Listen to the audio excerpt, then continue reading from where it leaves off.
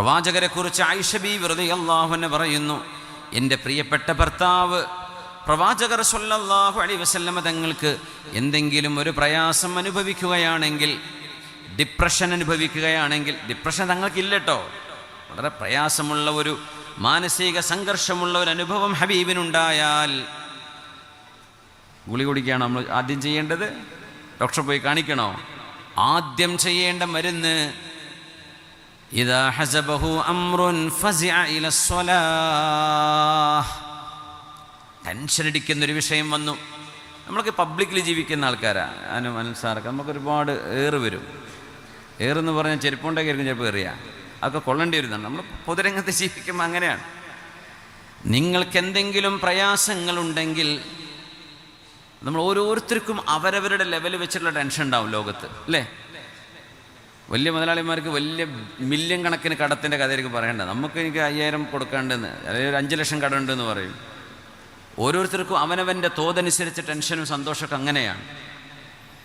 നിങ്ങൾക്ക് എന്തെങ്കിലും മനസ്സിന് ഭാരമേകുന്ന അനുഭവങ്ങളുണ്ടെങ്കിൽ നമ്മളറിയണം, പുണ്യ റസൂൽ ചെയ്തിരുന്നത് ഇങ്ങനെയാണ്. ഫസിഅ ഇലസ്സലാഹ്, വേഗം പോയി വുളു എടുക്കും, വൃത്തിയുള്ള വസ്ത്രം ധരിക്കും, സുഗന്ധം പൂശിയിട്ട് ഖിബിലയിലേക്ക് തിരിഞ്ഞു നിന്നുകൊണ്ട് അല്ലാഹു അക്ബർ, അള്ളാഹുവിൻ്റെ മുമ്പിൽ ഭവ്യതയോടുകൂടെ കഴിയുന്നത്ര സുന്നത്ത് നിസ്കാരങ്ങൾ 2 റക്അത്തുകളായി ഹബീബ് നിസ്കരിക്കുമായിരുന്നു. ആ നിസ്കാരം സലാം വീട്ടുന്നതോടുകൂടെ മനസ്സിനെ കീറി മുറിച്ചിരുന്ന ആ പ്രയാസപ്പെടുത്തുന്ന അനുഭവങ്ങൾ ഹബീബിന് ലഘൂകരിക്കപ്പെടുന്നത് കാണാമായിരുന്നു. നമുക്കുമുള്ള മരുന്നാണിത്. നമ്മളെപ്പോഴും ട്രൈ ചെയ്തിട്ടുണ്ട്. അങ്ങനെ വേഗം പോയി വല്ല സ്ലീപ്പിംഗ് പില്ലും കഴിക്കാണ്ടേ 2 റക്അത്ത് നിസ്കരിച്ച് നോക്കി, നല്ല മാറ്റം ഉണ്ടാവും. ഇപ്പോഴത്തെ കുട്ടികളൊക്കെ ഭയങ്കര ടെൻഷൻ അനുഭവിക്കുന്ന മക്കളാണ്. പ്രത്യേകിച്ച് മെഡിസിനൊക്കെ പഠിക്കുന്ന മക്കളൊക്കെ ഭയങ്കര ടെൻഷനാണ്. അവരുടെ ഇൻറ്റേർണൽ മാർക്കുകൾ ഉണ്ടാവും. അപ്പോൾ ടീച്ചർമാർ ചിലരങ്ങ് പിടിച്ചു വെക്കും, ചിലർ കൊടുക്കൂല, ചില പകരം വീട്ടും. ഭയങ്കര ടെൻഷനായിരിക്കും. കുറേ പഠിക്കാനുണ്ടാവും, കുറേ പ്രഷറുണ്ടാവും വീട്ടിൽ നിന്ന്, സമൂഹത്തിൽ നിന്ന്. അതൊക്കെ ലഘൂകരിക്കാൻ 2 റക്അത്ത് നിസ്കാരം കൊണ്ട് കഴിയും. അതുകൊണ്ടാണ് നിസ്കാരത്തിൻ്റെ സമയമാകുമ്പോൾ ഹബീബുനാ റസൂലുള്ളാഹി സ്വല്ലല്ലാഹു അലൈഹി വസല്ലം തങ്ങളുടെ പ്രിയപ്പെട്ട മുഅദ്ദിനായ ഹബീബാ നബിക്ക് വേണ്ടി വാങ്ക് വിളിച്ചിരുന്ന ബിലാൽ ഇബ്നു റബാഹ് റളിയല്ലാഹു അൻഹുവിനോട്, വാങ്ക് വിളിക്കൂ ബിലാലേ, ഇഖാമത്ത് വിളിക്കൂ ബിലാലേ എന്ന് പറയേണ്ട വാക്കുകൾക്ക് പകരം പുണ്യനബി പറയാറുണ്ടായിരുന്നത് അരിഹ്നാ ബിഹാ യാ ബിലാൽ, ബിലാലേ ആ ഇഖാമത്ത് കൊടുത്തുകൊണ്ട്, ആ നിസ്കാരം സ്ഥാപിച്ചുകൊണ്ട് മനസ്സിന് സന്തോഷം തരൂ ബിലാലേ, നിസ്കാരം കൊണ്ട് മനസ്സിന് സമാധാനം തരൂ ബിലാലേ. അങ്ങനെ പറഞ്ഞാൽ ഇഖാമത്ത് കൊടുക്കണം എന്നാണ് പറഞ്ഞതിൻ്റെ ഉദ്ദേശം എന്നാ സല്ലല്ലാഹു അലൈഹി വസല്ലം. അരിഹ്നാ ബിഹാ, അരിഹ്ന റാഹത്ത് എന്ന് പറയില്ലേ, അതിൽ നിന്നാണ് അരിഹ്നി, അരിഹ്നാ, അരിഹ്നാ ബിഹാ യാ ബിലാൽ, ബിലാലേ നിസ്കാരം കൊണ്ട് സന്തോഷം തരണേ.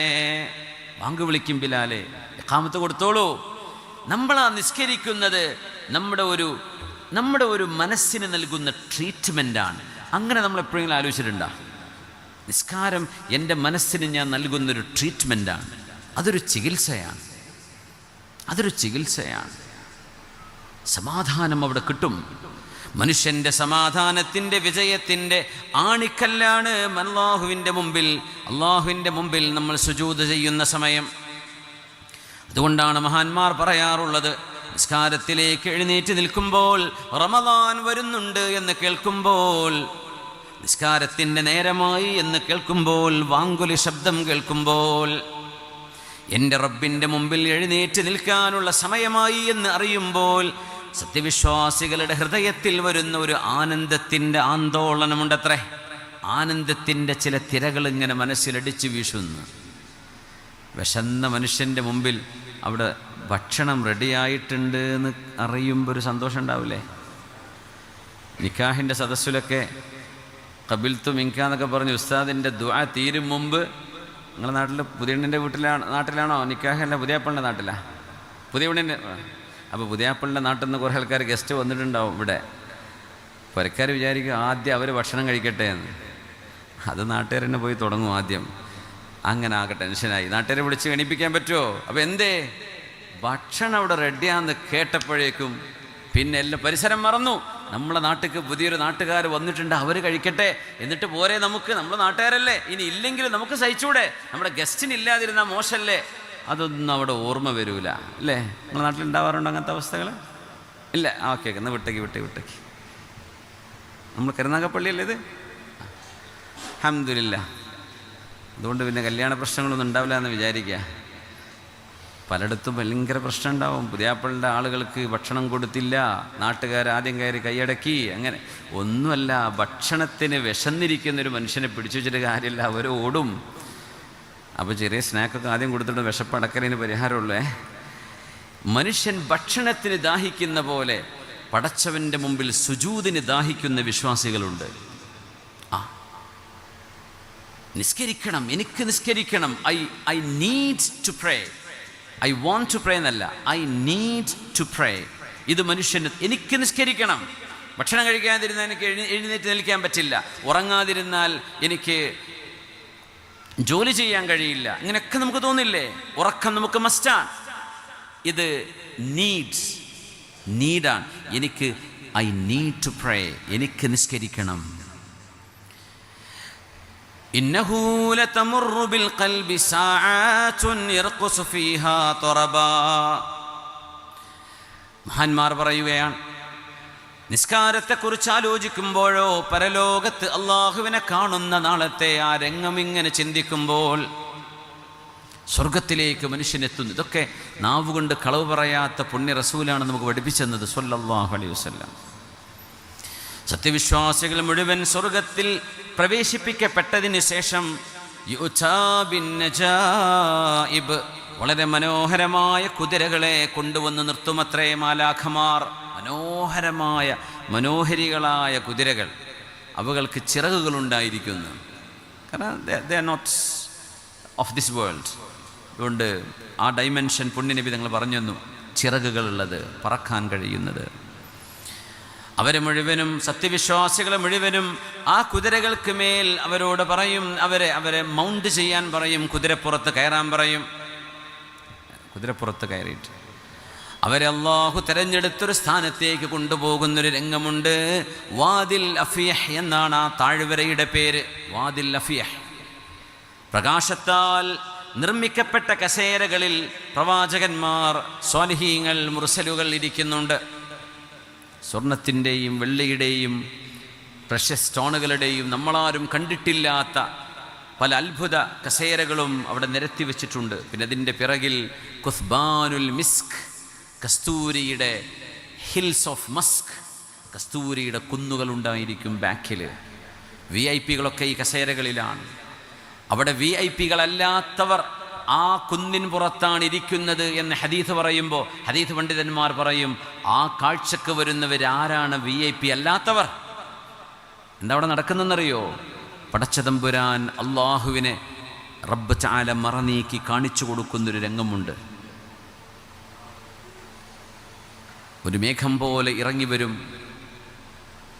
അവിടെ നിന്നൊരു ശബ്ദം കേൾക്കും. സത്യവിശ്വാസികൾ മുഴുവനും അത് കാതോർത്ത് കേൾക്കും. അസ്സലാമു അലൈക്കും അഹ്ലൽ മൗഖിഫ്, നിങ്ങൾക്കെൻ്റെ രക്ഷയുണ്ട് എന്ന് പറയും. അപ്പോൾ ആളെ കാണുന്നില്ല. ആ ശബ്ദം കേൾക്കുമ്പോഴേക്കും ഒരുപാട് ആളുകൾ സുജൂദിലേക്ക് വീഴും. എന്നിട്ട് അല്ലാഹു ചോദിക്കും, സ്വർഗവാസികളെ, നിങ്ങൾക്ക് ഞാൻ ഇന്നൊരു സമ്മാനം നൽകുകയാണ്, എന്തു വേണം എന്നെന്നോട് ചോദിച്ചോളൂ. എല്ലാവരും ആലോചിക്കും, എന്ത് ചോദിക്കണം? പടച്ചവനെ, നീ ഞങ്ങൾക്ക് സ്വർഗം തന്നല്ലോ, അത് മതി റബ്ബേ, അത് ഞാൻ തന്നു, അതിലേറെ നിങ്ങൾക്ക് നൽകണമെന്ന് ഞാൻ ആഗ്രഹിക്കുന്നു, എന്താണ് വേണ്ടതെന്ന് ചോദിച്ചോളൂ. എല്ലാവരും ഒരു ഉത്തരം പറയും. ആ ഉത്തരം ഇതാണ്, പടച്ചവനെ, തർള അന്ന, നീ ഞങ്ങളെക്കുറിച്ച് തൃപ്തിപ്പെടണം, ഞങ്ങളോട് ദേഷ്യപ്പെടരുത്. ഞാൻ നിങ്ങളെ തൃപ്തിപ്പെട്ടത് കൊണ്ടല്ലയോ നിങ്ങളെ ഞാൻ ഈ സ്വർഗത്തിലേക്ക് വിളിച്ചു വരുത്തിയത്? സ്വർഗം തന്നത് അതിനല്ലേ? ഞാൻ ചോദിക്കുന്നത് അതിലപ്പുറം നിങ്ങൾക്ക് എന്ത് വേണമെന്ന് എന്നോട് ചോദിക്കൂ, ഞാൻ തരാം. എന്താ ചോദിക്കേണ്ടത് എന്ന് പരസ്പരം വിശ്വാസികളും പ്രവാചകന്മാരും ഇരിക്കുന്നൊരു സദസ്സിൽ മൗനത്തിൽ ചർച്ച നടക്കുന്നു. ഫയത്തഫിഖൂന അലാ ഖൗലിൻ വാഹിദ്, ഒരേ ഒരു മറുപടി അവിടെ നിന്ന് വരും, അല്ലാഹുവേ, നീ ഞങ്ങൾക്കൊന്ന് കാണിച്ചു തരുമോ? ലില്ലദീന അഹ്സനുൽ ഹുസ്നാ വസിയാദ. ഈ ലോകത്ത് നന്മ ചെയ്ത ആളുകൾക്ക് ഞാൻ സ്വർഗം നൽകും. വസിയാദ, അതിലേറെയും ഞാൻ നൽകുന്നുണ്ട് എന്ന് പറഞ്ഞ സിയാദ, ഏറെ നൽകാൻ പോകുന്നത് റുഅയത്തുല്ലാഹ്, കാരുണ്യവാനായ പടച്ച തമ്പുരാനെ മനുഷ്യൻ കണ്ണുകൊണ്ട് നോക്കിക്കാണുന്ന അനുഭവമാണ് എന്ന് മഹാനായ റസൂലുള്ളാഹി സ്വല്ലല്ലാഹു അലൈഹി വസല്ലം. അള്ളാഹുവിൻ്റെ പരിശുദ്ധമായ വജഹിൻ്റെ മുമ്പിൽ നിൽക്കുന്ന പ്രകാശത്തിൻ്റെ കോടിക്കണക്കിന് മറകൾ നീങ്ങുകയും സത്യവിശ്വാസികൾ അള്ളാഹുവിനെ കണ്ണുകളെ കൊണ്ട് കാണുകയും ചെയ്യുന്ന ഒരു നേരമുണ്ടെന്ന് മഹാനായ അഷ്റഫുൽ ഖൽഖ് സ്വല്ലല്ലാഹു അലൈഹി വസല്ലം തങ്ങൾ അവിടുന്ന് പറഞ്ഞു, സ്വർഗത്തിൽ മനുഷ്യൻ അനുഭവിക്കുന്ന ആനന്ദങ്ങളിൽ വെച്ച് ഏറ്റവും വലിയ ആനന്ദം അള്ളാഹുവിനെ കാണലാണ്. സ്വർഗത്ത് പോകുക എന്ന് പറഞ്ഞാൽ അള്ളാഹിനെ കാണല നമ്മുടെ ലക്ഷ്യം. അവിടുത്തെ ഹൂറുൽ ഐനുകളോ, അവിടുത്തെ ഭക്ഷണമോ, അവിടുത്തെ പാനീയമോ, അവിടുത്തെ സൂഖുൽ ജുമുഅയോ, അവിടുത്തെ എന്തൊക്കെ കൊട്ടാരങ്ങളുണ്ടോ അതൊക്കെ സെക്കൻഡറിയാണ്. സ്വർഗത്തിലെ പ്രൈമറി എൻ്റർടൈൻമെൻറ്റ് എന്ന് പറയുന്നത് ദ സൈറ്റ് ഓഫ് അള്ളാഹ്, അള്ളാഹുവിനെ കാണലാണ്. അതുകൊണ്ട് ഹബീബായ തങ്ങൾ സുജൂദിൽ കിടന്ന് ദുആയിരക്കും, അല്ലാഹുമ്മ ഇന്നി അസ്അലുക ലദ്ദത്തൻ നദുരി ഇലാ വജ്ഹിക വശൗഖ ഇലാ ലിഖാഇക ഫീ ഗൈരി ളറഅ മുദിറത്തിൻ വലാ ഫിത്നത്തിൻ മുദില്ല. പടച്ചവനെ, നിന്നെ കാണാനും നിന്നെ നേരിട്ടൊന്ന് അനുഭവിക്കാനും നീ എനിക്ക് അവസരം നൽകണമേ. ആര് പ്രാർത്ഥിച്ചു? നമ്മുടെ റസൂൽ സ്വല്ലല്ലാഹു. നമ്മൾ അങ്ങനെ ദ്വാരക്കാറുണ്ട? എനിക്ക് പടച്ചവനെ നിന്നൊന്ന് കാണിച്ചു തരണം. മനുഷ്യൻ അനുഭവിക്കുന്ന ആനന്ദങ്ങളിൽ ഏറ്റവും വലിയ ആനന്ദം നമ്മുടെ കണ്ണുകളെ കൊണ്ടാണ്, അല്ലേ? അതുകൊണ്ട് എല്ലാവരും മൊബൈലും പിടിച്ചിരിക്കുന്നത്. എപ്പോഴും മനുഷ്യൻ നോക്കിയിട്ടാണ് ആസ്വദിക്കുന്നത്. ഏറ്റവും കൂടുതൽ മനുഷ്യൻ്റെ കണ്ണാണ് ഏറ്റവും കൂടുതൽ വർക്ക് ചെയ്യുന്നത്. കണ്ണുകളിലൂടെ കിട്ടുന്ന ആനന്ദം വലിയ ആനന്ദമാണ്. അള്ളാഹു മനുഷ്യന് കണ്ണിൽ പടച്ചവനിവിടെ കാണിച്ചു തന്നിട്ടില്ല. ഈ പ്രപഞ്ചം അത്രമേൽ വലുതാണ്. ആ വലിയ റബ്ബ് നമ്മുടെ കൊച്ചു കണ്ണുകൾക്ക് മുമ്പിൽ ചെറുതായി വരണമെന്ന് വാശി പിടിപ്പിക്കുന്നത് അള്ളാഹുവിൻ്റെ മഹത്വത്തോട് നമ്മൾ ചെയ്യുന്ന അനീതിയാണ്. അതുകൊണ്ട് ഇവിടെ കാണാൻ പറ്റില്ല. കാണാൻ പറ്റാത്ത എത്രയോ. ഈ ദൃശ്യപ്രപഞ്ചം എന്ന് പറയുന്നത് 96% ഈസ് അൺസീൻ. ഡാർക്ക് മാറ്ററുകളാണ്. പ്രപഞ്ചത്തിൽ കോടിക്കണക്കിന് ബില്യൺ കണക്കിന് 2 ട്രില്യൺ ഗാലക്സികളുണ്ട് എന്ന് പറയുന്നത് ദൃശ്യപ്രപഞ്ചത്തിൻ്റെ 4% മാത്രമാണ് അത്രേ. ബാക്കി 96% കാണാൻ കഴിയാത്ത ലോകമാണ്. ഈ ലോകം പടച്ച തമ്പുരാനെ ഭൂമി എന്ന് പറയുന്ന ഒരു പൊടിയോളം പോലുമില്ലാത്ത ആ പ്രപഞ്ചത്തിലെ 2 കാലിൽ നടക്കുന്ന ഒരു ജീവി പറയും, ആ ജീവിൻ്റെ മുഖത്ത് കൊടുത്ത 2 ചെറിയ ബൗള് കൊണ്ട്, ഈ ബോൾ കൊണ്ട് എനിക്ക് കാണണമെന്ന് വാശി പിടിച്ചാൽ അള്ളാഹുവിൻ്റെ മഹത്വത്തെ ചെറുതായി കാണിക്കലല്ലേ അത്? എനിക്ക് റബ്ബിനെ കാണാൻ. നിൻ്റെ കണ്ണെവിടെയാ? നിനക്ക് എന്തിവിടെ കാണാൻ പറ്റുന്നുണ്ട്? അതുകൊണ്ട് ലാ തുദ്രികുഹുൽ അബ്സാർ. മഹാന്മാർ പറയാൻ, ഇതൊക്കെ ആലോചിക്കുമ്പോൾ ഒരു കോരിത്തെരിപ്പ് ഇങ്ങനെ വരുന്നുണ്ട് ലോകത്ത്. മനസ്സിനൊരാനന്ദം വരുന്നുണ്ട്. എൻ്റെ റബ്ബിനെ കാണുന്ന നേരം. അള്ളാഹു കാരുണ്യവാനാണ്. 1000 കാരുണ്യത്തെ അള്ളാഹു മുറിച്ചു വെച്ച് ആ കാരുണ്യത്തിലെ ഒരു കഷ്ണമാണ് ഭൂമിയിലേക്ക് ഇറക്കിയത്. ആ ഒരു കഷ്ണം കൊണ്ടാണ് മനുഷ്യൻ പരസ്പരം കാണിക്കുന്ന സ്നേഹം, ആദരവ്, കരുണ, വാത്സല്യം. ഒരാടിൻകുട്ടിയുടെ മേൽ കാല് തൊടാതെ ആടിൻ്റെ അമ്മയായ ആട് കാല് പൊക്കുന്നത് പോലും പടച്ചതമ്പുരാൻ്റെ 1000 കരുണയുടെ 100 കാരുണ്യത്തിൻ്റെ കഷ്ണങ്ങളിൽ ഒരു കഷ്ണം ഇറക്കിയ മനുഷ്യരും ജീവികളും മത്സ്യങ്ങളും പക്ഷികളും ജന്തുജാലങ്ങളും എല്ലാം കൈമാറുന്ന സ്നേഹം പടച്ചതമ്പുരാൻ്റെ കാരുണ്യത്തിൻ്റെ 100 അംശങ്ങളിൽ 1 മാത്രമാണ്. ബാക്കി 99 അള്ളാഹുൽ വിശ്വസിച്ച ആളുകൾക്ക് കരുണ ചെയ്യാൻ പരലോകത്തേക്ക് അള്ളാഹു നീട്ടിവെച്ചു എന്ന് പറഞ്ഞത് മുഹമ്മദ് റസൂലുള്ളാഹി സ്വല്ലല്ലാഹു അലൈഹി വസല്ലം. ആ കരുണയുടെ ആ ഒരു വസന്തമെന്ന് വിളിച്ചാൽ മതിയോ? കാരുണ്യത്തിൻ്റെ സ്വർഗമെന്ന് വിളിച്ചുകൂടെ? ആ ലോകത്തെക്കുറിച്ച് ആലോചിക്കുമ്പോൾ ഇത് വെറുതെ ഒരു വൃഥാവില്ല ആലോചനയല്ല. ഒരു മുസ്ലിമിൻ്റെ വിശ്വാസം എന്നത് it is fundamental and authentic. വിശുദ്ധ ഖുർആൻ അത് മനുഷ്യൻ്റെ വചനമാണെന്ന് ലോകത്ത് തെളിയിക്കാൻ ആരെ കൊണ്ടും കഴിയില്ല. പടച്ചവൻ്റേത് മാത്രം. It's not human. ഇത് മനുഷ്യൻ്റേതല്ല. മനുഷ്യന് ഖുർആൻ കൊണ്ടുവരാൻ കഴിയില്ല. പ്രവാചകരുടേതുമല്ല. ഹദീസും ഖുർആനും നോക്കിയാൽ മനസ്സിലാവും ഭാഷാ വ്യത്യാസം. ഖുർആൻ്റെ അത്ഭുതങ്ങളോ അതിൻ്റെ മിറക്കുലസ് സ്റ്റാറ്റസിനെ കുറിച്ചോ അല്ല നമ്മളിന്ന് ചർച്ച ചെയ്യുന്നത്. ആ ഗ്രന്ഥവും ഹബീബിൻ്റെ സ്വഹീഹായ ഹദീസുകളും അവിടുത്തെ പഠനങ്ങളും തലമുറയായി മനുഷ്യ ചിന്തകളിലൂടെ കൈമാറി വന്ന ആധ്യാത്മിക ആലോചനകളും ഇതൊക്കെ സമ്മേളിക്കുന്നതാണ് നമ്മുടെ ദീൻ. ആ ദീനിൻ്റെ പരിസരത്ത് നിന്നുകൊണ്ടാണ് നമ്മൾ ആലോചിക്കുന്നത് എന്നല്ലാതെ ആരോ ദിവാസ്വപ്നം കാണുന്ന സ്വപ്നമല്ല നമ്മുടേത്. നമ്മുടേത് ആധികാരികതയുള്ള ചിന്തയാണ്. ആ ചിന്തകൾക്ക് ടെക്സ്റ്റിൻ്റെ പിൻബലമുണ്ട്. ലോകത്ത് നമ്മൾ അനുഭവിക്കുന്ന ഈ ആനന്ദത്തോളമുള്ള ഒരാനന്ദമെങ്കിലും സ്വർഗലോകത്തുണ്ടെങ്കിൽ മനുഷ്യൻ രക്ഷപ്പെട്ടു പോകുമെന്ന് തോന്നാറുണ്ട് ഞങ്ങൾക്ക്. അലിമിങ്ങൾ പറയാം, നാളെ പരലോകത്ത് നടക്കാൻ പോകുന്നത്, ഭൂമിയിൽ അള്ളാഹുവിൻ്റെ മുമ്പിൽ സുജൂദ് ചെയ്യാൻ നേരമാകുമ്പോൾ, വാങ്ക് വിളിക്കുമ്പോൾ ഹയ്യ അലസ്സലാഹ് ഹയ്യ അലൽ ഫലാഹ്, നിസ്കാരത്തിലേക്ക് വരണേ, വിജയത്തിലേക്ക് വരണേ എന്ന് വിളിക്കുമ്പോൾ അള്ളാഹുവിൻ്റെ മുമ്പിൽ ചെന്ന് നിന്ന് ആ ഫിക്സ്ഡ് അപ്പോയിൻമെൻറ്റ് അള്ളാഹു നിർണയിച്ച സമയത്ത് അള്ളാഹു അക്ബർ എന്ന് ചൊല്ലി റബ്ബുമായിട്ടുള്ള മീറ്റിംഗ് നടത്താൻ കൊതിയൂറുന്ന മനസ്സ് വെമ്പൽ കൊള്ളുന്ന ആനന്ദം പോലോത്ത ആനന്ദമെങ്കിലും നാളെ സ്വർഗത്തിൽ കിട്ടിയാൽ സ്വർഗം സ്വർഗമാകും. മഹാന്മാർ പറയാം. അപ്പോൾ എന്തായിരിക്കും അവർ അനുഭവിക്കുന്നതെന്നാ? സുബ്ഹാനല്ലാഹ്. ജോർഡാൻ നദിയുണ്ട്. ഇന്നത്തെ ഫലസ്തീനിൻ്റെയും ജോർഡാൻ്റെ ഇടയിലൂടെ കടന്നു പോകുന്ന ജോർഡാൻ നദി, തൊബരി തടാകത്തിന് ഇംഗ്ലീഷിൽ പേര് പറയാറുണ്ട്, ഈജിയൻ കടലല്ല, മറന്നുപോയി, എന്താ പറയുന്നത്, ഇസ്രായേലിൻ്റെ കൺട്രികളിലാണ് അതുള്ളത്. അവിടെ നിന്നാണ് ആ വെള്ളമാണ് ഡെഡ് സീയിലേക്ക്, ചാവുകടലിലേക്ക് വരുന്നത്. പോട്ടെ.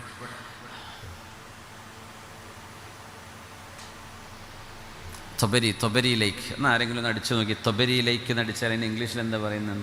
തൊബരി, TABARI, തൊബരി ലേക്ക് ഇൻ പാലസ്റ്റൈൻ എന്നോ അടിച്ചാൽ അതിനൊരു ഇംഗ്ലീഷിൽ വേറെ പേരുണ്ട്, ഇരിക്കട്ടെ. അവിടെ നിന്ന് കടന്നു വരുന്ന ഒരു നദിയാണ് ജോർഡാൻ നദി എന്ന് പറയുന്നത്.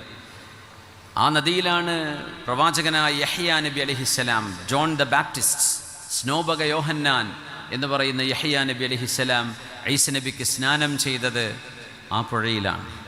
ആ പുഴയിലാണ് സയ്യിദന മൂസ നബി അലൈഹിസ്സലാം ഒരുപാട് വുളു എടുത്തത്. ആ പുഴയിലാണ് സക്കരിയ നബി അലൈഹിസ്സലാം വുളു എടുത്തിട്ടുള്ളത്. പ്രവാചകന്മാർ കുളിച്ചതും വുളു എടുത്തതും സ്നാനം ചെയ്തതുമായ ഒരു പുണ്യ നദിയാണ് ജോർഡാൻ നദി എന്ന് പറയുന്നത്. ചെറിയ തോടാണത്.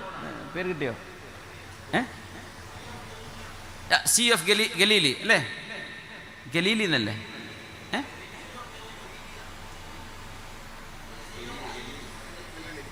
ഗലീലി അല്ലേ? Sea of Galilee. അതെ, സീ ഓഫ് ഗലീലി. അത് ശരിക്കും കടലല്ല, സീ അല്ലത്, ഒരു കുളം പോലെയാണ്, ഒരു വിശാലമായ. ചാവുകടൽ എന്ന് പറഞ്ഞതും കടലല്ല, അത് വലിയ തടാകമാണ്. പക്ഷേ കടൽ, സീ ഓഫ് ഗലീലി അല്ലേ?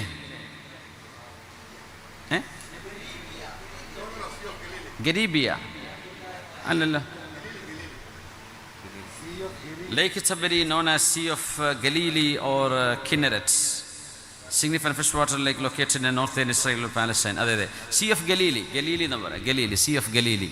താങ്ക് യു, ജസാക്കുമുല്ലാഹ് ഖൈർ. മറക്കണ്ട, തൊബരി തടാകം എന്നാണ് അറബിയിൽ പറയാ, സീ ഓഫ് ഗലീലി.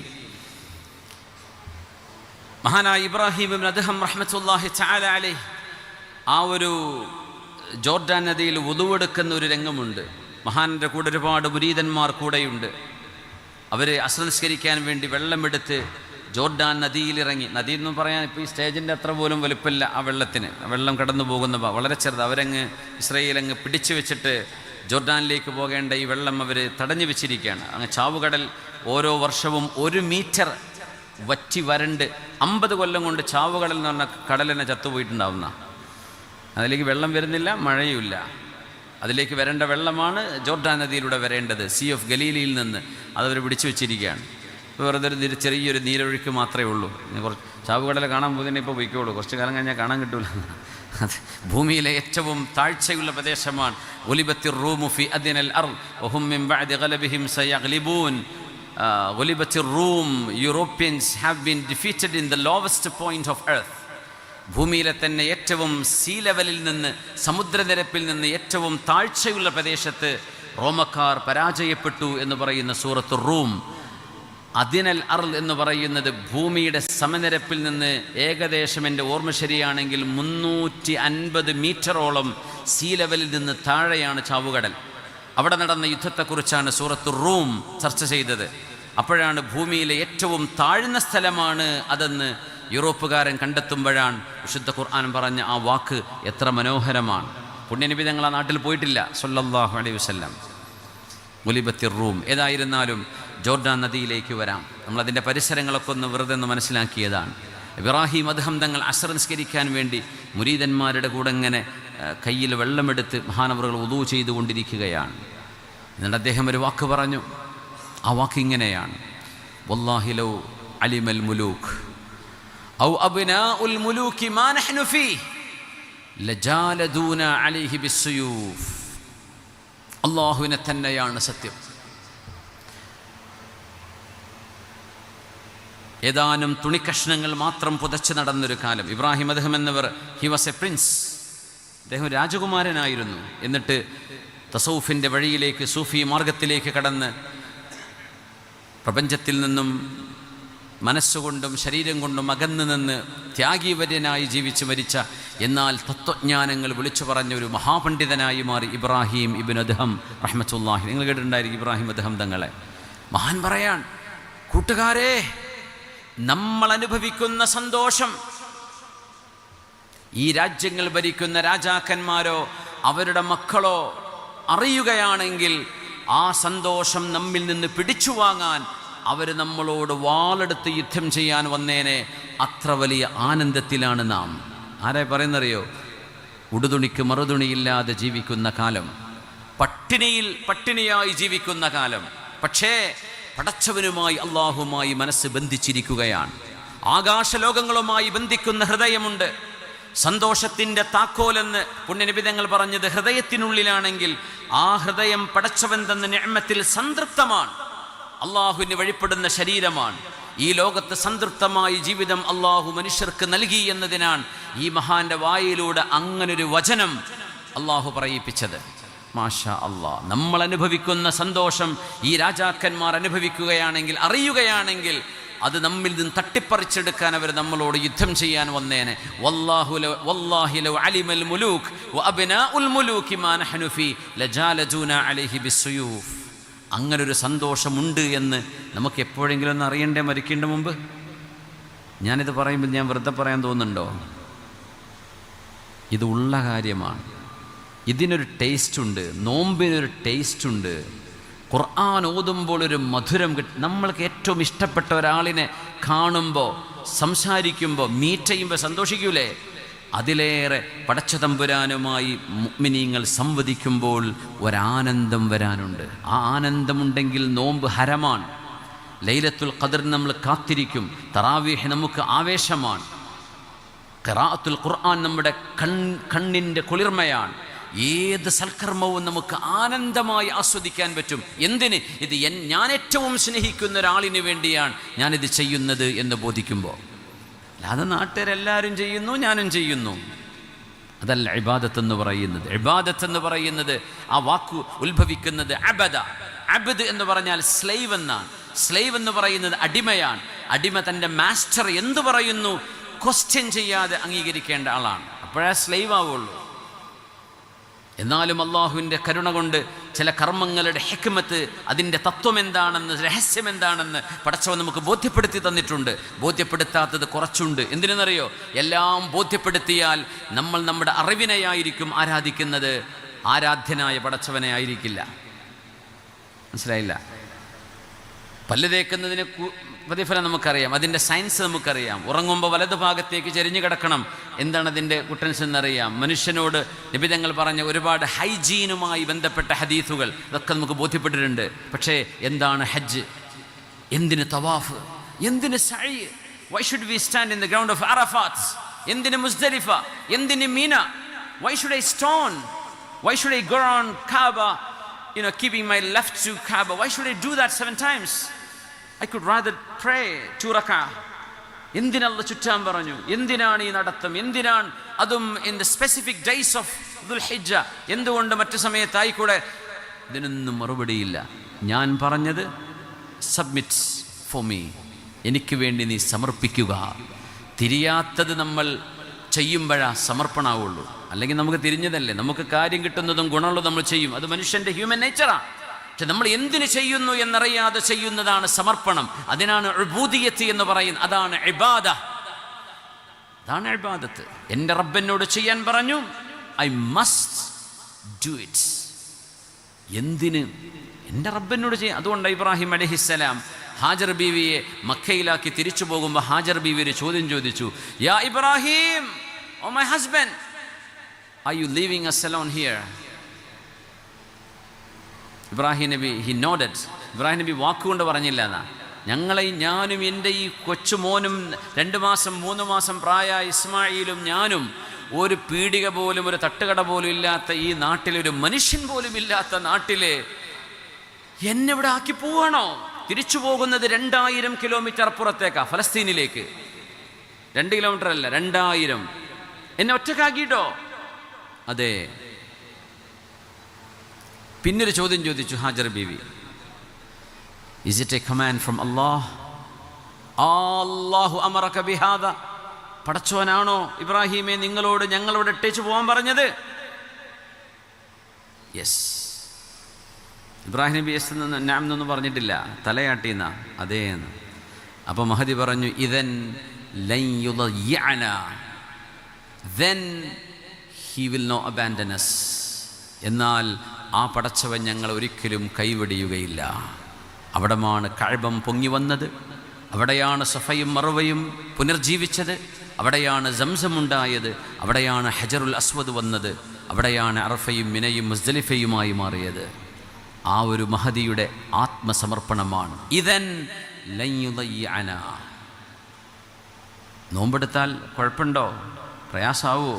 മരുന്ന്, അസുഖം ബുദ്ധിമുട്ടുള്ള ആളുകളോട് നോമ്പ് നോൽക്കണ്ട, നിങ്ങളതിന് ഫിദിയ കൊടുത്താൽ മതി, അല്ലെങ്കിൽ നിങ്ങൾ ഖളാ വീട്ടിയാൽ മതി എന്ന് തന്നെ ഖുർആൻ പറഞ്ഞു വെച്ചു. എന്നാലും എൻ്റെ റബ്ബ് എന്നോട് ചെയ്യാൻ പറഞ്ഞിട്ട് എൻ്റെ മെഹബൂബിന് വേണ്ടി ഞാനത് ചെയ്യുമ്പോൾ എൻ്റെ ശരീരവും എൻ്റെ ആരോഗ്യവും എല്ലാം നിയന്ത്രിക്കുന്നത് എൻ്റെ റബ്ബാണ്. അതുകൊണ്ട് റബ്ബ് എനിക്കൊരു കരുത്ത് തരും എന്ന് ആത്മവിശുദ്ധിയും ആത്മസമർപ്പണവും ആത്മബോധവും ഉണ്ടെങ്കിൽ നിങ്ങൾക്ക് നോമ്പെടുക്കാൻ കഴിയും. ഞാൻ നിങ്ങളോട് അങ്ങനെ ചെയ്യണമെന്ന് പറയല്ല, പക്ഷെ അങ്ങനെ ഒരു വശം കൂടെ ഉണ്ട്. രോഗം വന്നാൽ ഡോക്ടറെ കാണിക്കണമെന്ന് പറഞ്ഞു റസൂലുള്ളാഹി സ്വല്ലല്ലാഹു അലൈഹി വസല്ലം, അല്ലേ? സിദ്ദീഖ് തങ്ങൾ എന്ത് ചെയ്തു? ഏറ്റവും വലിയ മുഅ്മിനാരാ?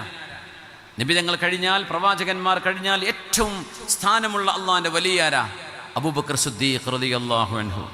രോഗം വന്നു, മരിക്കാൻ പോകുന്ന രംഗം, അത് ഭയങ്കര അത്ഭുതമാണ്. സിദ്ദീഖ് എന്നൊരു നബി തങ്ങൾ വഫാത്താകുന്നത് 63, സിദ്ദീഖ് എന്നവർ മരിക്കുന്നതും 63, ഉമർ എന്നവർ മരിക്കുന്നതും 63, ഉസ്മാൻ എന്നവർ മരിക്കുന്നതും 63. സുബ്ഹാനല്ലാഹ്. ഡോക്ടറെ കണ്ടോ? കണ്ടു. എന്താ പറഞ്ഞത്? സിദ്ദീഖ് എന്നവരോട് ചോദിച്ചു സ്വഹാബികൾ, എന്തേ ഡോക്ടർ പറഞ്ഞത്? അപ്പം അന്ന് ഡോക്ടർമാരുണ്ട് കേട്ടോ, അന്ന് ഡോക്ടർമാരുണ്ട്. ഒരു ഷാം എന്നവരെ, സിറിയയിൽ നിന്നവരെ കൂടുതൽ ആളുകൾ. മദീനയിലും പരിസരത്തും കുറച്ച് ഡോക്ടേഴ്സ് ഉണ്ടായിരുന്നു. ആയിഷ ബീവി റളിയല്ലാഹു അൻഹ മെഡിസിൻ പഠിച്ചു, MBBS പഠിച്ചു എന്നൊക്കെ പറയാം. ശരിക്കും പറയുകയാണെങ്കിൽ മഹദി റളിയല്ലാഹു അൻഹ മെഡിസിൻ നന്നായി കൈകാര്യം ചെയ്യുമായിരുന്നു എന്നാണ്. അപ്പം മദീനയിൽ തങ്ങളെ കാണാൻ വന്ന ഡോക്ടേഴ്സിന് അവരുടെ പ്രിസ്ക്രിപ്ഷനും അവരുടെ ട്രീറ്റ്മെൻറ്റും പഠിച്ചതാണ് ആയിഷ ബീവി റളിയല്ലാഹു അൻഹ. അപ്പോൾ സിദ്ദീഖ് എന്നവരോട് ചോദിക്കുകയാണ്, സിദ്ദീഖ് എന്നവരെ ഡോക്ടറെ കണ്ടില്ലേ? കണ്ടു. എന്തേ പറഞ്ഞത്? ഡോക്ടർ പറഞ്ഞു, ഇന്നി ഫഅാലുൽ ലിമാ ഉരീദ്, ഞാൻ എന്തൊക്കെ നിൻ്റെ ശരീരത്തിൽ ചെയ്യണമെന്ന് എനിക്ക് തോന്നുന്നുണ്ടോ അതൊക്കെ നിൻ്റെ ശരീരത്തിൽ ഞാൻ ചെയ്യും എന്നെൻ്റെ ഡോക്ടറിനോട് പറഞ്ഞു എന്ന്. അപ്പോഴാണ് മനസ്സിലായത് ഡോക്ടർ വേറെയാണ്. അതൊരു ഈമാനിൻ്റെ അടുത്തൊരു ലെവലാണ്. സിദ്ദീഖ് തങ്ങൾ ഡോക്ടറെ കണ്ടിട്ടില്ല എന്നാ, പക്ഷെ നമ്മളോട് തങ്ങൾ എന്താ പറഞ്ഞു? ഡോക്ടറെ കാണിക്കണം എന്നാ പറഞ്ഞു സ്വല്ലല്ലാഹു അലൈഹി വസല്ലം. ആ ലെവലിൽ നിങ്ങൾക്ക് ഈമാനുണ്ടോ ആ വഴിക്ക് പോയിക്കോ, ഇല്ലേ നോർമൽ മുസ്ലിമായിട്ട് ജീവിക്കാം, അതിനവസരമുണ്ട്. നബി തങ്ങൾ ഹൈ എൻഡ് ഒരു റോൾ മോഡൽ കാണിച്ചു തന്നിട്ടുണ്ട്, ഒരു മീഡിയം ലെവലും കാണിച്ചു തന്നിട്ടുണ്ട്. ഒരു ലോ ക്ലാസ്സിൽ ഒരാൾ ജീവിക്കുകയാണെങ്കിൽ അവർക്കുള്ള മാതൃകയും ഹബീബിൻ്റെ ജീവിതത്തിൽ 3 ലെവലുകൾ കാണാൻ കഴിയും ഹബീബിൻ്റെ ജീവിതത്തിൽ സ്വല്ലല്ലാഹു അലൈഹി വസല്ലം. തങ്ങൾ പറഞ്ഞു, നിങ്ങൾക്ക് ഉറക്കം വരുന്നുണ്ടോ? രാത്രികാലത്ത് ഉറക്കൊഴിച്ചിട്ടൊന്നും നിസ്കരിക്കേണ്ട, ഫൽയർഖുദ്, ഉറക്കം വരുന്നത് ഉറങ്ങിക്കോ. അതേ റസൂൽ രാത്രി മുഴുവൻ നിന്ന് നിസ്കരിച്ചിട്ട് കാല് നീര് വന്ന് വണ്ണം വെച്ചിരുന്നു എന്ന് സ്വല്ലല്ലാഹു അലൈഹി വസല്ലം. ഇത് രണ്ടും 2 ലെവലാണ്. ഞാൻ ആ വിഷയത്തിലേക്ക് കടക്കല്ല. പടച്ചതമ്പുരാൻ അല്ലാഹു റബ്ബുൽ ഇസ്സത്ത് സത്യവിശ്വാസികളുടെ ഹൃദയത്തിൽ നൽകുന്ന ഈ ഒരു ഇസ്ലാമിൻ്റെ ആനന്ദം, ഇതാണ് ഇതിൻ്റെ ഉത്സാരം. നമ്മൾ ഇതില്ലാണ്ട് ഒരു കോലം കെട്ടി മുസ്ലിമായി നടന്നാലൊന്നും ഇസ്ലാം ആസ്വദിക്കാൻ കഴിയില്ല. ഇപ്പോൾ നല്ല ആരോഗ്യത്തിൽ ജീവിക്കണം എന്നൊക്കെ നമുക്ക് ആഗ്രഹമുണ്ട്. നല്ല അടിപൊളി ഒരു ടീഷർട്ട്, നൈക്കിയുടെ, അഡിഡാസിൻ്റെ, അല്ലെങ്കിൽ ആർമറിൻ്റെ, നല്ല നല്ല ബ്രാൻഡുകളുടെ ടീഷർട്ടും പിന്നെ അവരുടെ സ്പോർട്സ് വെയറും നല്ല സ്പോർട്സ് ഷൂ ഒക്കെ ഇട്ടിട്ടിങ്ങ് നടന്ന ആരോഗ്യം ഉണ്ടാവുമോ? അതിന് പണിയെടുക്കാൻ വേണ്ടേ? പക്ഷെ നമ്മളെന്താ ആ ഒരു നൈക്കിയുടെ ചിഹ്നങ്ങൾ കണ്ടാൽ ഞാനൊക്കെ ഭയങ്കര ആരോഗ്യവാനാന്ന് വെറുതെ തോന്നുകയാണ് എന്ന പോലെ നമ്മളൊക്കെ മുസ്ലിമാണെന്ന് നമുക്ക് തോന്നുകയാണ്. നമ്മൾ ശരിക്കും അതിൻ്റെ ഉള്ളിലേക്ക് ഇറങ്ങിയിട്ടുണ്ടോ? ഇതിനൊരു ആനന്ദമുണ്ട്, ഇതിനൊരു സന്തോഷമുണ്ട്, ഇതൊരു സആദ, ഇത് ജീവിതത്തിൽ സന്തോഷിക്കാൻ പടച്ചോൻ തന്നതാ ഇസ്ലാം എന്നല്ലാതെ ബുദ്ധിമുട്ടാക്കാനല്ല. നമ്മുടെ നിസ്കാരം നമുക്ക് ആനന്ദം നൽകും. മഹാന്മാർ പറയാണ്, തആലൈത ലം യുബ്ദി ശൈഉൻ ലിഐനി തബാറക്ത ലം യുംളി സൗതുൻ ബിഉദ്നി വലാകിന്ന ത്വയ്ഫൻ ബിഖൽബി യുത്വില്ലു വമിൻ ത്വയ്ഫിഹി കുല്ലു നൂരിൻ യുഹില്ലു.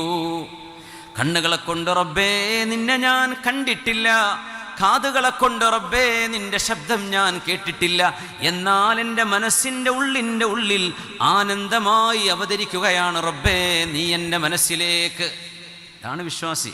കണ്ണുകൊണ്ട് കാണുന്നില്ല, കണ്ണുകൊണ്ട് കണ്ടും കാതുകൊണ്ട് കേട്ടുമാണെങ്കിൽ അത് പരീക്ഷയല്ല. ബുദ്ധി കൊണ്ട് പടച്ചവനെ കാണാനായി ലോകത്തേക്ക് പറഞ്ഞയച്ചത്. ഈമാൻ, വിശ്വാസത്തിൻ്റെ മധുരം അറിയാൻ കഴിയുന്ന ആളുകൾ 3 പേരാണ്, 3 സ്വഭാവമുള്ളവരാണ്. മൻ റദിയ ബില്ലാഹി റബ്ബൻ, പടച്ചവൻ അല്ലാഹു എൻ്റെ രക്ഷിതാവാണെന്ന് മനസ്സുകൊണ്ട് പൊരുത്തപ്പെട്ടവർ. വിശ്വസിച്ചവരത് മാത്രമല്ല, മനസ്സുകൊണ്ട് തൃപ്തിപ്പെടണം. അല്ലാഹു എനിക്ക് റബ്ബ് മതി, എൻ്റെ റബ്ബ് മതി. വബിൽ ഇസ്ലാമി ദീനൻ, ഇസ്ലാം എൻ്റെ ദീനാണ് എന്ന് മനസ്സുകൊണ്ട് തൃപ്തിപ്പെട്ടവർ.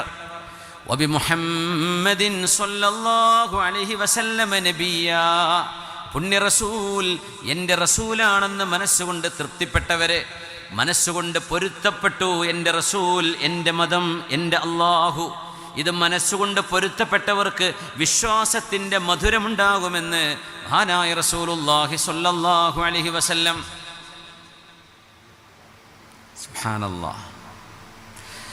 പ്രൊഫസർ ബോഡ്ലി എന്ന് പറയുന്ന ഒരു യൂറോപ്യൻ മൊറോക്കോയുടെ മരുഭൂമികളിൽ 7 വർഷം കാട്ടറബികളുടെ കൂടെ ജീവിച്ച അദ്ദേഹത്തിൻ്റെ ഒരു പുസ്തകമുണ്ട്, ദ മെസ്സഞ്ചർ. റസൂൽ എന്ന വാക്കിൻ്റെ അർത്ഥം. അദ്ദേഹം മുസ്ലിം ആയിരുന്നില്ല. പ്രൊഫസർ ബോഡ്ലി 7 വർഷം മരുഭൂമിയിലൂടെ ജീവിച്ച് അറബികളുടെ ബതുക്കളായ ആളുകൾ, ബെഡുവിൻസ്, അവർക്ക് അങ്ങനെ വണ്ടിയും വാഹനം ഉണ്ടാവും, എന്നാലും ലക്ഷറി ഒന്നും ജീവിതത്തിൽ അവർക്ക് തൊട്ടതുണ്ട്. ഇപ്പോഴുണ്ട് കേട്ടോ അത്തരം ആളുകളൊക്കെ. അങ്ങനെ ജീവിക്കുന്ന ഒരു റിമോട്ട് ഏരിയയിൽ താമസിക്കുന്ന ബെഡുവിൻസ് ഇപ്പോഴും മൊറിറ്റാനിയയിലുണ്ട്, മൊറോക്കോയിലുണ്ട്, അതുപോലെ ആ പരിസരത്തുള്ള ലിബിയ, ആ ഒരു സഹാറ മരുഭൂമിയുടെ ആ ഒരു നോർത്തേൺ ഭാഗങ്ങൾ, അവിടങ്ങളിലൊക്കെ ഇപ്പോഴും പച്ചപ്പാവങ്ങളായ അറബികളുണ്ട്. ഇദ്ദേഹം അവരുടെ കൂടെ ജീവിച്ചിട്ട് അദ്ദേഹം പറയാ, അറബികളുടെ, അവർ മുസ്ലിമീങ്ങളാണ്, അറബികളുടെ ആത്മവിശ്വാസം എനിക്ക് പഠിക്കാൻ കഴിഞ്ഞ 7 വർഷങ്ങളായിരുന്നു അത്. മിസ്റ്റർ ബോഡ്ലി ഇസ്ലാം സ്വീകരിച്ചു. അപ്പം അതിന് മുമ്പത്തെ കഥ പറയാം അദ്ദേഹം. അന്നൊരു കൊടുങ്കാറ്റ് വീശി. അദ്ദേഹം ആ കാട്ടറബികളെപ്പോലെ ഒരു കൂട്ടം ആടുകളെ മേച്ചു നടന്നു എന്നാണ്. അവരുടെ കൂടെ ഒരാളായിട്ട് ജീവിച്ചു.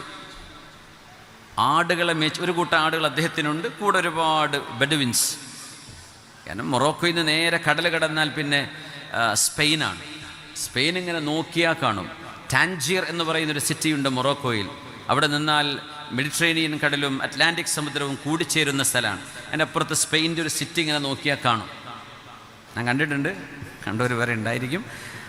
ഒരു വല്ലാത്ത ജിയോഗ്രഫിക്കലി ഭയങ്കര ബ്യൂട്ടിഫുൾ ആയിട്ടുള്ള സ്ഥലമാണത്. അതുകൊണ്ട് തന്നെ യൂറോപ്യൻ കൾച്ചർ, അവരുടെ സംസ്കാരവും ചില നന്മകളൊക്കെ ഇങ്ങോട്ട് മൊറോക്കോയിലേക്ക് കടന്നു വന്നത് കാണാൻ കഴിയും. മൊറോക്കൻ അറബികൾ നല്ല ക്ഷമയുള്ള, അവിടെ വണ്ടികളൊന്നും ഒരു ഹോൺ അടിക്കൂല. കാരണം ഈജിപ്തിൽ ചെന്നാൽ നമ്മുടെ നാടിനേക്കാളും കഷ്ടത്തിൽ ഹോൺ അടിക്കും. കെയ്റോ നഗരമൊക്കെ പറഞ്ഞാൽ ഹോണും ഒച്ചപ്പാടും ഡിസിപ്ലിൻ ഇല്ലാത്ത, നമ്മളെ പഴയ ബോംബെ, അതാണ് കെയ്റോ എന്ന് പറയുന്നത്. നമ്മൾ ഒരുപാട് രാജ്യത്ത് യാത്ര ചെയ്യാറുണ്ട്, പക്ഷേ ഇങ്ങനെ ഒരു ഡിസിപ്ലിൻ ഇല്ലാത്തൊരു സംഭവം നമുക്ക് കെയ്റോവിൽ കാണാൻ കഴിയും. പക്ഷേ കെയ്റോവിൻ്റെ അപ്പുറം തന്നെ അങ്ങറ്റമാണ്, അതിൻ്റെ ഒരു സ്ട്രെച്ച് തന്നെയാണ് അങ്ങ് മൊറോക്കോ. പക്ഷേ മൊറോക്കോയിലെ ആളുകൾ ലൈൻ ഡിസിപ്ലിൻ, ആരും ലൈന് തെറ്റിക്കൂല, ട്രാഫിക് വണ്ടി ഓടിക്കുമ്പോൾ ഹോൺ അടിക്കൂല, നല്ല സൗമ്യരായ നല്ല ക്ഷമയുള്ള മനുഷ്യന്മാർ. ഞാൻ അത്ഭുതപ്പെട്ടു, ഇവരൊക്കെ അറബികൾ തന്നെയാണോ എന്ന്. അപ്പോൾ അത്രയും നല്ല ചില സംസ്കാരങ്ങളൊക്കെ ആ നാടുകളിലുണ്ട്. പോട്ടെ, നമുക്ക് മരുഭൂമിയിലേക്ക് വരാം. അപ്പോൾ ഒരു കൊടുങ്കാറ്റടിച്ച കഥ പറയുകയാണ് പ്രൊഫസർ ബോഡ്ലി. ആ കൊടുങ്കാറ്റടിച്ചപ്പോൾ ഒരുപാട് ആളുകളുടെ ആടുകളൊക്കെ പറന്നുപോയി, പിടിച്ചു നിൽക്കാൻ പറ്റാണ്ട്. അത്ര വലിയ കൊടുങ്കാറ്റടിച്ചു മരുഭൂമിയിൽ. അദ്ദേഹം പറയാ, എൻ്റെ കൂടെയുള്ള അറബികൾക്ക് ഒരൊറ്റെണ്ണത്തിനൊരു പേടിയില്ല, ഒരു വിഷമവുമില്ല. കാറ്റൊക്കെ പോയി തീർന്നപ്പോൾ ഇവരിങ്ങനെ ചിരിച്ചിട്ടുണ്ട്, പറയുന്നുണ്ട്, എന്നാലും നമ്മളെ 40% ആടുകൾ ബാക്കിയുണ്ടല്ലോ, 60 പോയിട്ടുള്ളൂ എന്ന്. സുബ്ഹാനല്ലാഹ്, ഞാൻ ഇവരിൽ നിന്നാണ് ക്ഷമ എന്താണെന്ന് പഠിക്കുന്നത്. അങ്ങനെ അദ്ദേഹം അവരുടെ യാത്ര പോയൊരു കഥ പറയുന്നുണ്ട് തൻ്റെ പുസ്തകത്തിൽ, ദ മെസ്സഞ്ചർ. ഞങ്ങൾ പോയി ഒരു കാറിൽ പോവുകയാണ്. പഴയ വണ്ടിയായിരിക്കും, ബെഡുവിൻസ് കാട്ടറബികളുടെ ഏരിയയിലൂടെ പോവല്ലേ, മരുഭൂമിൻ്റെ നടുവിൽ. അങ്ങനെ ടയർ പഞ്ചറായപ്പോൾ അദ്ദേഹം പറഞ്ഞു, എനിക്ക് ഡ്രൈവറോട് ദേഷ്യം തോന്നി. ഞാൻ പറഞ്ഞു, അല്ല പൊന്നു ചങ്ങാതി, ഈ ടയറൊക്കെ ഒന്ന് നോക്കിയിട്ട് പോരണ്ടേ, ഈ മരുഭൂമിയിൽ എവിടുന്ന് പഞ്ചർ കട കിട്ടാനാ? അപ്പം എൻ്റെ കൂടുതലുള്ള ആളുകളൊക്കെ പറഞ്ഞു, മിണ്ടാണ്ടിരിക്കുക, സല്ലി അലൻ നബി, പുണ്യ റസൂലിൻ്റെ മേൽ സ്വലാത്ത് ചൊല്ലി എന്ന് പറയും. ദേഷ്യപ്പെടുന്നവരോടൊക്കെ അങ്ങനെ പറയാം, സല്ലി അലൻ നബി, റസൂലിൻ്റെ മേൽ സ്വലാത്ത് ചൊല്ലി എന്ന് പറയും. അവർ സ്വലാത്ത് ചെല്ലുമ്പോൾ ആ ദേഷ്യങ്ങൾ പോകും. അത് അവരുടെ ശൈലിയാണ്. ആരെങ്കിലും ദേഷ്യപ്പെട്ടാൽ, ഇപ്പോൾ അടിപിടി കൂടുകയാണെങ്കിൽ അവിടെ ചെന്നിട്ട് പറയും, സല്ലി അലൻ നബി, റസൂലിൻ്റെ മേൽ സ്വലാത്ത് ചൊല്ലി. അപ്പോൾ ഇദ്ദേഹം പറഞ്ഞു, എന്ത് ടയർ പോയിട്ട് നീ സ്വലാത്ത് ചൊല്ലിയിട്ട് എന്താ കാര്യം എന്നൊക്കെ ഞാൻ ആലോചിച്ചു. അങ്ങനെ ഈ പഞ്ചറായ ടയറും കൊണ്ട് കുറച്ച് ദൂരം മുമ്പിൽ പോയി. 3 ടയർ ഓക്കെയാണ്, 1 ടയർ പോയിട്ടുണ്ട്. പിന്നെ പോയി വണ്ടി നിന്നപ്പോൾ അറിയണത് പെട്രോളും തീർന്നിട്ടുണ്ട് എന്ന്. സുബ്ഹാനല്ലാഹ്, മരുഭൂമിൻ്റെ നടുവിലാണ്. എനിക്ക് എന്തൊക്കെയോ ആക്രോശിക്കാനും നിലവിളിക്കാനൊക്കെ തോന്നി. അവർ പറഞ്ഞു, ഇന്ന് നമ്മൾ ഇറങ്ങി നടക്കല്ലേ എന്ന് ചോദിച്ചു.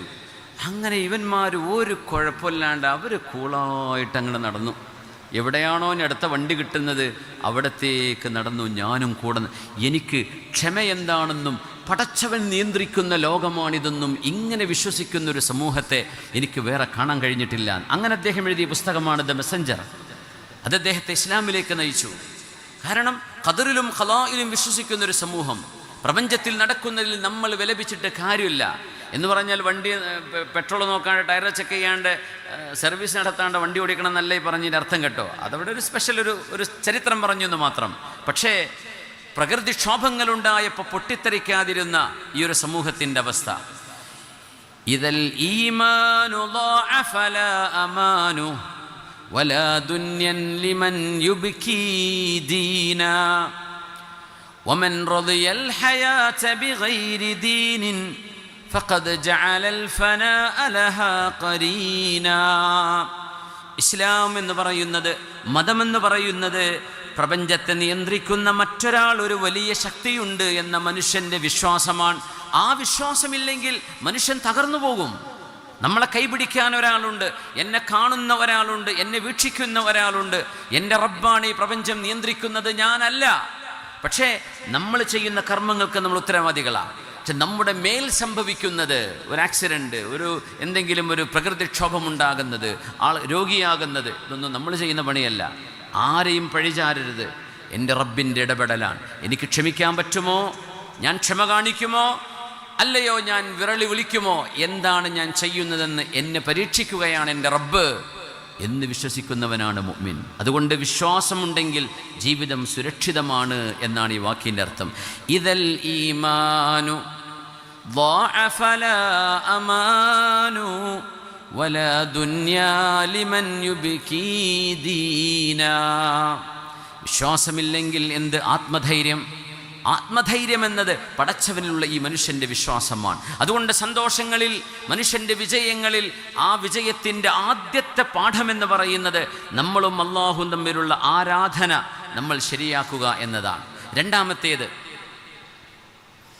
30 ഉണ്ടെന്ന് പറഞ്ഞിട്ട് രണ്ടാമത്തേക്ക് കടക്കുന്നുള്ളൂ. ഇനി 28 ബാക്കിയാണ്, 29. അതുകൊണ്ട് ഉള്ളിടത്ത് വെച്ച് നിർത്തിയിട്ട് പിന്നെ ബാക്കി എവിടെയെങ്കിലും അടുത്ത ആഴ്ച നാട്ടിൽ വരുമ്പോഴെപ്പോഴും പറയാം. അടുത്ത ആഴ്ച റമദാനായല്ലേ, ഇൻഷാ അല്ലാഹ്. അസ്സആദതു അർറിളാ സക്സസ് ഈസ് കണ്ടന്റ്മെൻറ്റ്. വിജയം എന്ന് പറയുന്നത് മനുഷ്യൻ്റെ മനസ്സുകൊണ്ട് തൃപ്തിപ്പെടലാണ്, മനുഷ്യൻ്റെ കൽബ് കൊണ്ട് തൃപ്തിപ്പെടലാണ്. യുദ്ധം നടക്കാൻ പോകുമ്പോൾ, ഖൈബർ യുദ്ധം നടക്കാൻ പോകുമ്പോൾ, ആ യുദ്ധത്തിലേക്ക് പോകുമ്പോൾ ജീവൻ നഷ്ടപ്പെടാനിടയുള്ള ഒരനുഭവമാണ് യുദ്ധം എന്നൊക്കെ പറയുന്നത്. അന്ന് അത്തരം സാഹചര്യങ്ങളുണ്ടായി, പ്രവാചകർക്ക് ഇടപെടേണ്ടി വന്നു, പ്രതിരോധിക്കേണ്ടി വന്നു. നമ്മളെ ചരിത്രത്തിലേക്ക് പോവുകയല്ല. ഞാനവിടെ പോയാൽ എൻ്റെ ജീവൻ എന്താകും എന്ന് പേടിച്ച്, അല്ലെങ്കിൽ ഭീരുക്കളായി മാറി നിന്ന ആളുകളോട് മഹാനായ അലി ഇബ്നു അബീ ത്വാലിബ് റളിയല്ലാഹു അൻഹു ചോദിച്ച ഒരു ചോദ്യമുണ്ട് 2 വരികളിലൂടെ. അയ്യോ യൗമയ്യ മിനൽ മൗതി അഫിറു യൗമുൻ ലാ ഖുദ്ദിർ അം യൗമുൻ ഖുദ്ദിർ. ഞാൻ ഏത് ദിവസത്തെയാണ് പേടിക്കേണ്ടത്? ഇന്നത്തെ ദിവസം എൻ്റെ മരണം അള്ളാഹു തീരുമാനിച്ചു വെച്ചിട്ടുണ്ടെങ്കിൽ ആ ദിവസത്തെയാണോ പേടിക്കേണ്ടത്? ഇന്ന് ഞാൻ മരിക്കണമെന്ന് അള്ളാഹു തീരുമാനിച്ചില്ലെങ്കിൽ ആ ദിവസത്തെ ഞാൻ പേടിക്കേണ്ടതുണ്ടോ? അങ്ങനെ ഞാൻ മരിക്കുമെന്ന് പടച്ചവൻ തീരുമാനിച്ച ദിവസമാണോ ഇന്ന്? അതല്ല, മരിക്കൂല എന്നാണോ പടച്ചവൻ്റെ തീരുമാനം? ഞാൻ എന്തിനെയാ പേടിക്കേണ്ടത്? അല്ലാഹ്, അതൊരു വല്ലാത്ത ധൈര്യമാണ്. യൗമുൻ ലാ ഖുദ്ദിറ ലാ അർഹാബുഹു വമിനൽ മഖ്ദൂരി ലാ യൻജുൽ ഹദിർ. എനിക്കല്ലാഹു വല്ലതും സംഭവിക്കണമെന്ന് തീരുമാനിച്ചിട്ടില്ലെങ്കിൽ പിന്നെ എന്തിനാ ഞാൻ പേടിക്കുന്നത്? പടച്ചവൻ എനിക്ക് വല്ലതും സംഭവിക്കണമെന്ന് തീരുമാനിച്ചിട്ടുണ്ടെങ്കിൽ എൻ്റെ ഭയം കൊണ്ട് എനിക്ക് രക്ഷപ്പെടാൻ കഴിയുമോ? കഴിയില്ലല്ലോ. അത് സംഭവിക്കുമെന്ന് ഉറപ്പല്ലേ?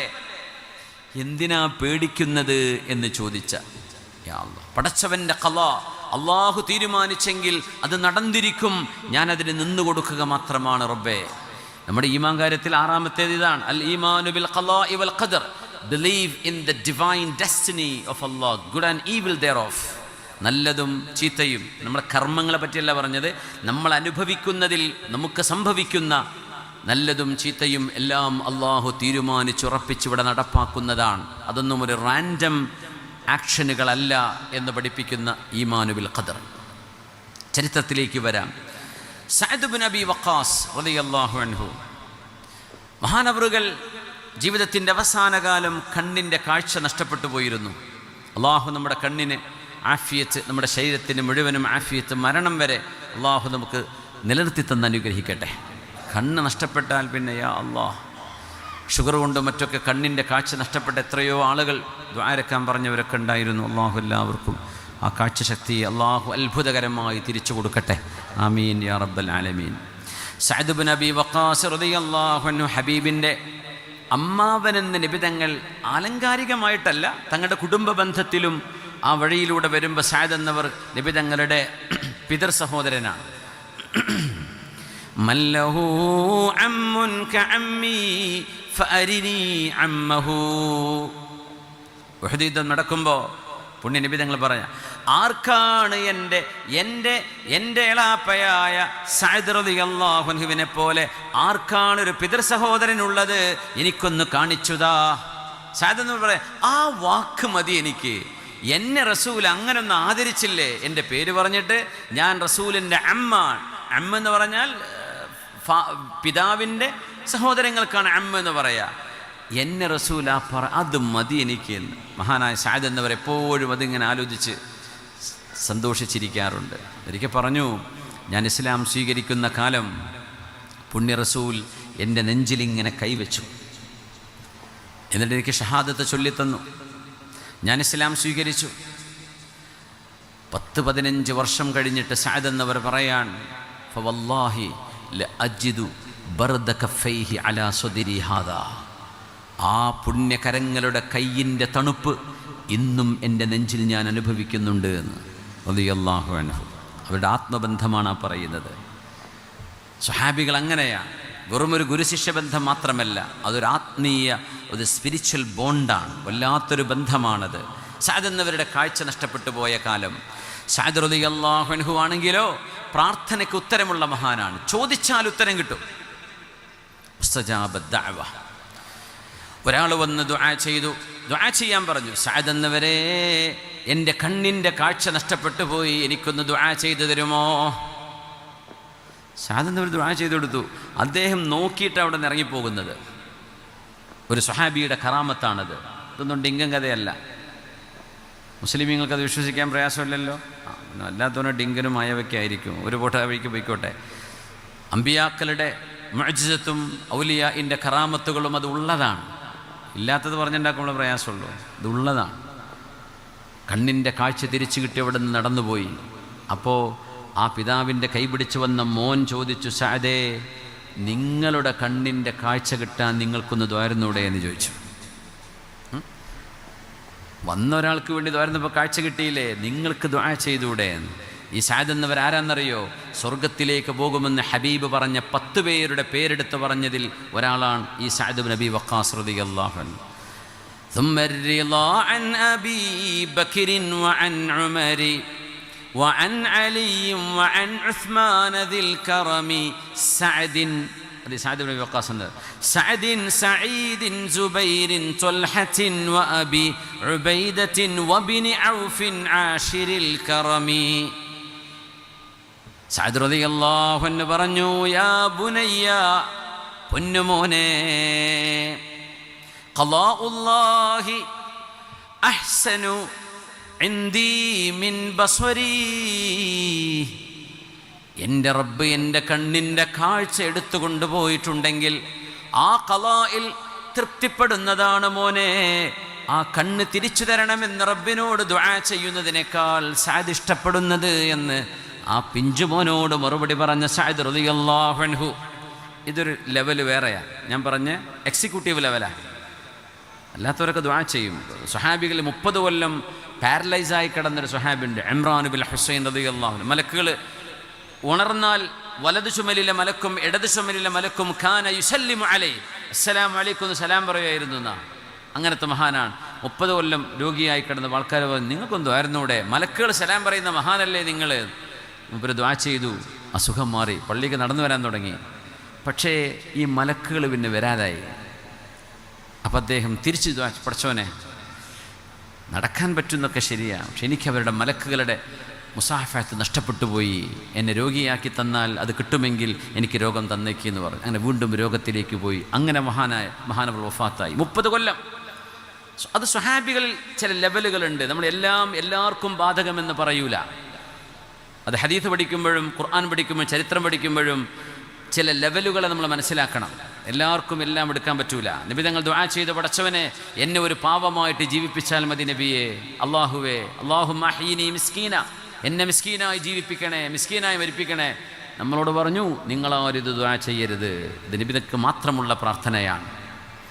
മിസ്കീനാകുമ്പോൾ നല്ല പ്രയാസം വരും. ഒരു നേരം തിന്നാൻ കിട്ടാണ്ടിരിക്കുമ്പോഴേ നമ്മുടെ ഭാര്യ ഇറങ്ങിപ്പോകും. മക്കൾ വാപ്പാനെ പേരിന്ന് റേഷൻ കാർഡിൽ നിന്ന് വെട്ടും. ഈ വാപ്പാനെ കൊണ്ട് കാര്യമില്ല എന്ന് പറയും. ക്ഷമിക്കേണ്ടി വരും. എനിക്ക് ക്ഷമയുണ്ട്, നിങ്ങൾക്കത് പറ്റിക്കൊള്ളണമെന്നില്ല.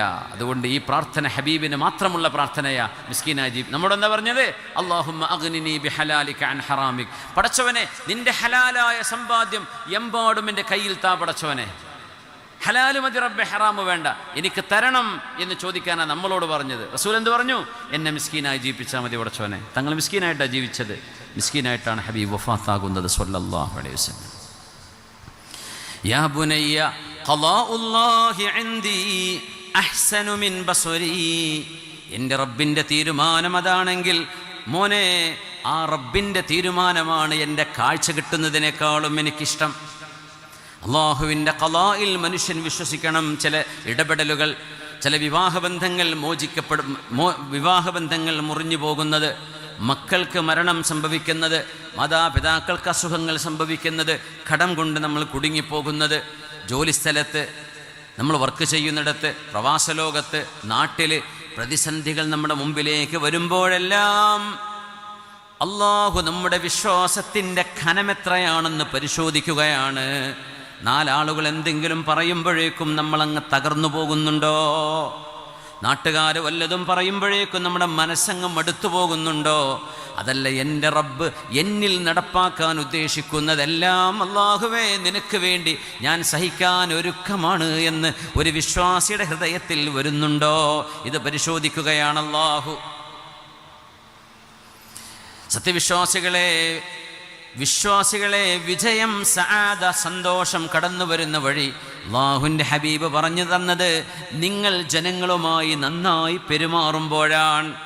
അസ്സആദതു അത്തആമുലു അദ്ദീനു അൽഅഖ്ലാഖ്. ഇസ്ലാം എന്ന് പറയുന്നത് സ്വഭാവ ഗുണങ്ങളാണ്. റസൂലിൻ്റെ ഹദീഥാണ്. പള്ളിയിൽ നിന്ന് നമ്മൾ നിസ്കരിച്ചിറങ്ങിപ്പോരുന്നു, ഒരൊറ്റ കുട്ടിയോട് ചിരിക്കൂല, 5 പൈസൻ്റെ സഹായം ഒരാൾ കൊടുക്കില്ല. പക്ഷെ കറക്റ്റ് നിസ്കരിക്കുന്ന ആളാണ്, കറക്റ്റ് നോമ്പെടുക്കുന്ന ആളാണ്. ഒരാൾക്കും അയാളോട് സംസാരിക്കാൻ ധൈര്യമില്ല, കാരണം ചൂടാവും. ഈ മനുഷ്യൻ യഥാർത്ഥ മുസ്ലിം ഇപ്പോഴും ആയിട്ടില്ലെന്ന് മഹാനായ റസൂലുള്ളാഹി സ്വല്ലല്ലാഹു. എന്തേ? ഈ ആരാധന നമ്മളെ മനുഷ്യനോട് നന്നായി പെരുമാറുന്ന ഒരു മനുഷ്യനാക്കി മാറ്റണം. റമളാൻ വരെയാണ്, നോമ്പ് എന്തായാലും നമ്മൾ എടുക്കണം. രാത്രിയിലെ നിസ്കാരം പറ്റുന്നത്ര വർദ്ധിപ്പിക്കണം. ഒരു തറാവീഹ് കഴിഞ്ഞ് മാത്രം നിർത്തരുത്. നമ്മളായിട്ട് ഒറ്റയ്ക്ക് സുബഹിക്ക് മുമ്പ് എഴുന്നേറ്റ് നിസ്കരിക്കണം. അള്ളാഹു നമുക്ക് തൗഫീക്ക് തരട്ടെ. ഇനി അതിന് സമയം കിട്ടാത്ത ആളുകൾ ഒരു ചെറിയൊരു ടിപ്പ് പറഞ്ഞു തരണേ. രാത്രി നിന്ന് നിസ്കരിച്ച ഒരു മനുഷ്യൻ്റെ കൂലി, പകലിൽ സുന്നത്ത് നോമ്പെടുത്ത മനുഷ്യൻ്റെ കൂലി. ഫർളെടുത്തേ മതിയാവും. ഈ പറഞ്ഞ ഹദീസ് കൊണ്ടുപോയിട്ട് നീ ആ നോമ്പെടുക്കണില്ല എന്ന് പറയരുതേ. സുന്നത്ത് നോമ്പെടുക്കുന്ന ഒരു മനുഷ്യൻ്റെ കൂലി, രാത്രി സുന്നത്ത് നിസ്കരിക്കുന്ന മനുഷ്യൻ്റെ കൂലി ഒരാൾക്ക് ലഭിക്കാൻ നല്ല സ്വഭാവമുണ്ടായാൽ മതിയെന്ന് പുണ്യ റസൂലുള്ളാഹി സ്വല്ലല്ലാഹു അലൈഹി വസല്ലം. ഇന്നർ റജുല ലയബ്ലുഗു ബിഹുസ്നി ഖുലുഖിഹി ദറജതസ് സ്വായിമിൽ ഖായിം. രാത്രികാലങ്ങളിൽ നിന്ന് നിസ്കരിക്കുകയും പകലന്തിയോളം സുന്നത്തായി നോമ്പെടുക്കുകയും ചെയ്യുന്ന ഒരു മനുഷ്യൻ്റെ പ്രതിഫലം, ഒരാളിൻ്റെ പ്രതിഫലം സൽസ്വഭാവമുള്ള ആണിനും പെണ്ണിനും അള്ളാഹു രേഖപ്പെടുത്തുന്നു എന്ന് റസൂലുള്ളാഹി സ്വല്ലല്ലാഹു അലൈഹി വസല്ലം. ഹബീബിൻ്റെ കൂടെ നാളെ അരികത്തിരിക്കണമെന്ന് ആർക്കാണ് ആഗ്രഹമില്ലാത്തത്? ഹബീബിനെ കാണണം, റസൂലുള്ളാഹിന്റെ കൈ പിടിക്കണം, അവിടുത്തെ കൈ കൊണ്ട് ഹൗദുൽ കൗസർ എന്ന് കുടിക്കണം. അവിടുന്ന് ആദ്യമായി സ്വർഗത്തിൻ്റെ വാതിൽ തുറക്കുമ്പോൾ ഹബീബിൻ്റെ കൂടെ സ്വർഗത്തിലേക്ക് കടക്കണം. ഇതാണ് നമ്മുടെ ആഗ്രഹം. എന്താ ആഗ്രഹം എന്ന് ചോദിക്കുമ്പോൾ ഡോക്ടറാവണം, എഞ്ചിനീയർ ആവണം, പൈലറ്റ് ആവണം എന്ന് മാത്രം പറഞ്ഞാൽ പോരാ. നാളെ ഹബീബിൻ്റെ കൂടെ സ്വർഗത്തിലേക്ക് കടക്കാൻ പറ്റണം. നമ്മുടെ ലക്ഷ്യം അതാണ്. ബാക്കി നമ്മുടെ ജോലിയാണ്, ലൈവ്ലിഹുഡ്സ്. പൈസ വേണം, ജീവിക്കാൻ വരുമാനം വേണം, അധ്വാനിക്കണം, ജോലി ചെയ്യണം. അത് നമ്മുടെ ലക്ഷ്യമല്ല, അതൊരു മാർഗമാണ്. ആ പൈസ കിട്ടിയിട്ട് നമ്മൾ ദാനം ചെയ്ത് സ്വതക്ക ചെയ്ത് ഹജ്ജും ഉംറയും പരസ്പരം സഹായവും ഒക്കെ ചെയ്തിട്ട് ഹബീബിൻ്റെ അരികത്തെത്താൻ പറ്റണം. അതാണ് ലക്ഷ്യം. കച്ചവടക്കാരോട് പറയണേ, കച്ചവടം തുടങ്ങുമ്പോഴേ കാശുണ്ടാക്കണമെന്ന് നിയ്യത്ത് വെക്കരുത്. അത് ലക്ഷ്യമല്ല. കാശുണ്ടാക്കിയിട്ട് നിങ്ങൾ എന്താ ചെയ്യാൻ പോകുന്നത്, ആ നിയ്യത്തിനനുസരിച്ചാണ് നിങ്ങൾക്ക് കൂലി കിട്ടുന്നത്. കാശുണ്ടാക്കുക എന്നത് ബിസിനസ്സിൽ ആരും ഉദ്ദേശിക്കുന്നതാണ്. ഒരു വിശ്വാസം എന്ത് ചെയ്യണം? എൻ്റെ കയ്യിൽ കാശ് വന്നാൽ ഞാൻ എന്ത് ചെയ്യും? ഒരു റോൾസ് റോയ്സ്, ഒരു ലംബോർഗിനി, ഒരു ഫെറാറി, അങ്ങനെ വണ്ടികൾ വാങ്ങിക്കൂട്ടണം എന്നാണോ നിങ്ങളുടെ ലക്ഷ്യം? അതല്ല. എനിക്ക് അത്യാവശ്യം ജീവിക്കാനുള്ള ഒരു ചുറ്റുപാടായി കഴിഞ്ഞാൽ എൻ്റെ അയൽപക്കത്തെ ആ സഹോദരന്, നമ്മുടെ ജോസിനൊരു വീട്, കൃഷ്ണൻകുട്ടിക്കൊരു വീട്, ഹംസക്കുട്ടിക്കൊരു വീട്, ആ കുട്ടിയെ കല്യാണം കഴിച്ചേക്കണം, ആ പെൺകുട്ടിക്ക് പഠിക്കാനുള്ള സാമഗ്രി കൊടുക്കണം, അവളുടെ കോളേജിൻ്റെ ഫീസ് അടക്കണം, ആ മോനെ നടക്കാൻ പറ്റില്ല, ഒരു വീൽ ചെയർ ഞാൻ വാങ്ങിച്ചു കൊടുക്കാം, അവൻ്റെ ട്രീറ്റ്മെൻറ്റ് ഞാൻ ചെയ്തു കൊടുക്കാം. ഇതൊക്കെ റബ്ബേ എൻ്റെ മനസ്സിലുള്ള ലക്ഷ്യമാണ്, അതിന് നീ പൈസ തരണം. അവൻ ചെയ്യുന്ന കച്ചവടം ഇബാദത്താണ്. പൈസ ഉണ്ടാക്കാനല്ല കച്ചവടം ചെയ്യേണ്ടത്. പൈസ കിട്ടിയിട്ട് എന്തു ചെയ്യും എന്ന നിയ്യത്ത് വേണം. അതിനാണ് ഒരു മുസ്ലിം കച്ചവടം. അതുകൊണ്ടാണ് ഹബീബായ നബി തങ്ങൾ മദീനയിലേക്ക് വന്ന ഉടനെ പറഞ്ഞത്, സ്വഹാബികളെ അലൈക്കും ബിസ്സൂഖ്, നിങ്ങൾ മാർക്കറ്റിലേക്ക് പോകണം. ഹബീബായ നബി തങ്ങൾ പറഞ്ഞ ആദ്യത്തെ ഹദീസാണിത്.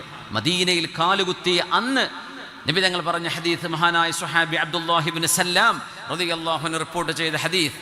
ആ ഹദീസിൻ്റെ ഭാഗമാണ് അലൈക്കും ബിസ്സൂഖ്, നിങ്ങൾ അങ്ങാടിയിലേക്ക് പോകണം, കച്ചവടം ചെയ്യണം. എന്തിനെന്നറിയോ? സമൂഹത്തിൻ്റെ സേവനം ചെയ്യണമെങ്കിൽ കാശ് വേണം, കാശുണ്ടാക്കണമെങ്കിൽ അധ്വാനിക്കണം. അതുകൊണ്ട് കച്ചവടത്തിന് പോകണം. എല്ലാവരും മാർക്കറ്റിലേക്ക് പോകണമെന്ന് പറഞ്ഞു നബി തങ്ങൾ സ്വല്ലല്ലാഹു അലൈഹി വസല്ലം. മുഹാജിറുകളോടാ പറഞ്ഞു. അൻസ്വാരികൾ കൃഷിക്കാരാ, അവർക്ക് കൃഷിയിടമുണ്ട്. മദീനക്കാർക്ക്, മക്കയിൽ നിന്ന് വന്നവർ, അവർക്കൊന്നുമില്ല, പോയി കച്ചവടം ചെയ്യൂ എന്ന് പറഞ്ഞു. അങ്ങനെ അബ്ദുറഹ്മാൻ ബിൻ ഔഫ് എന്നവർ ഏറ്റവും വലിയ മുതലാളിയായി മാറിയത്. സിദ്ദീഖ് റളിയല്ലാഹു അൻഹു കച്ചവടക്കാരനാണ്. ഉസ്മാൻ ബിൻ അഫ്ഫാൻ എന്നവർ വലിയ മുതലാളിയാണ്. ത്വൽഹ ബിൻ ഉബൈദില്ല തുൽഹത്തിൻ വ അബി ഉബൈദത്തിൻ. ആ 10 പേരിൽ പറഞ്ഞ മഹാന തുൽഹ എന്നവര് വലിയ, ഈ 10 പേരിൽ 3 പേര് വലിയ മുതലാളിമാരാ. അത് ശ്രദ്ധിച്ചിട്ടില്ല. അബ്ദുറഹ്മാൻ ഇബ്നു ഔഫ് എന്നവർ മദീന കണ്ട ഏറ്റവും വലിയ മുതലാളിയാണ്. പിന്നെ ഉസ്മാൻ ഇബ്നു അഫ്ഫാൻ റളിയല്ലാഹു അൻഹു മുതലാളിയാണ്. തുൽഹത്ത് ഇബ്നു ഉബൈദില്ല റളിയല്ലാഹു അൻഹു വലിയ മുതലാളിയാണ്. സഅദ് എന്നവരും മുതലാളിയാണ്. പറയുകയാണെങ്കിൽ ഈ 10ൽ 4 പേർ വലിയ ഹൈ ഗ്രേഡ് മുതലാളിമാരാ. പക്ഷേ നമ്മുടെ മുതലാളിമാരോട് അവനവനും സ്വന്തം കുടുംബവും മാത്രം കഴിഞ്ഞവരല്ല, സമൂഹത്തിന് വേണ്ടി ദാനം ചെയ്ത മഹാന്മാർ.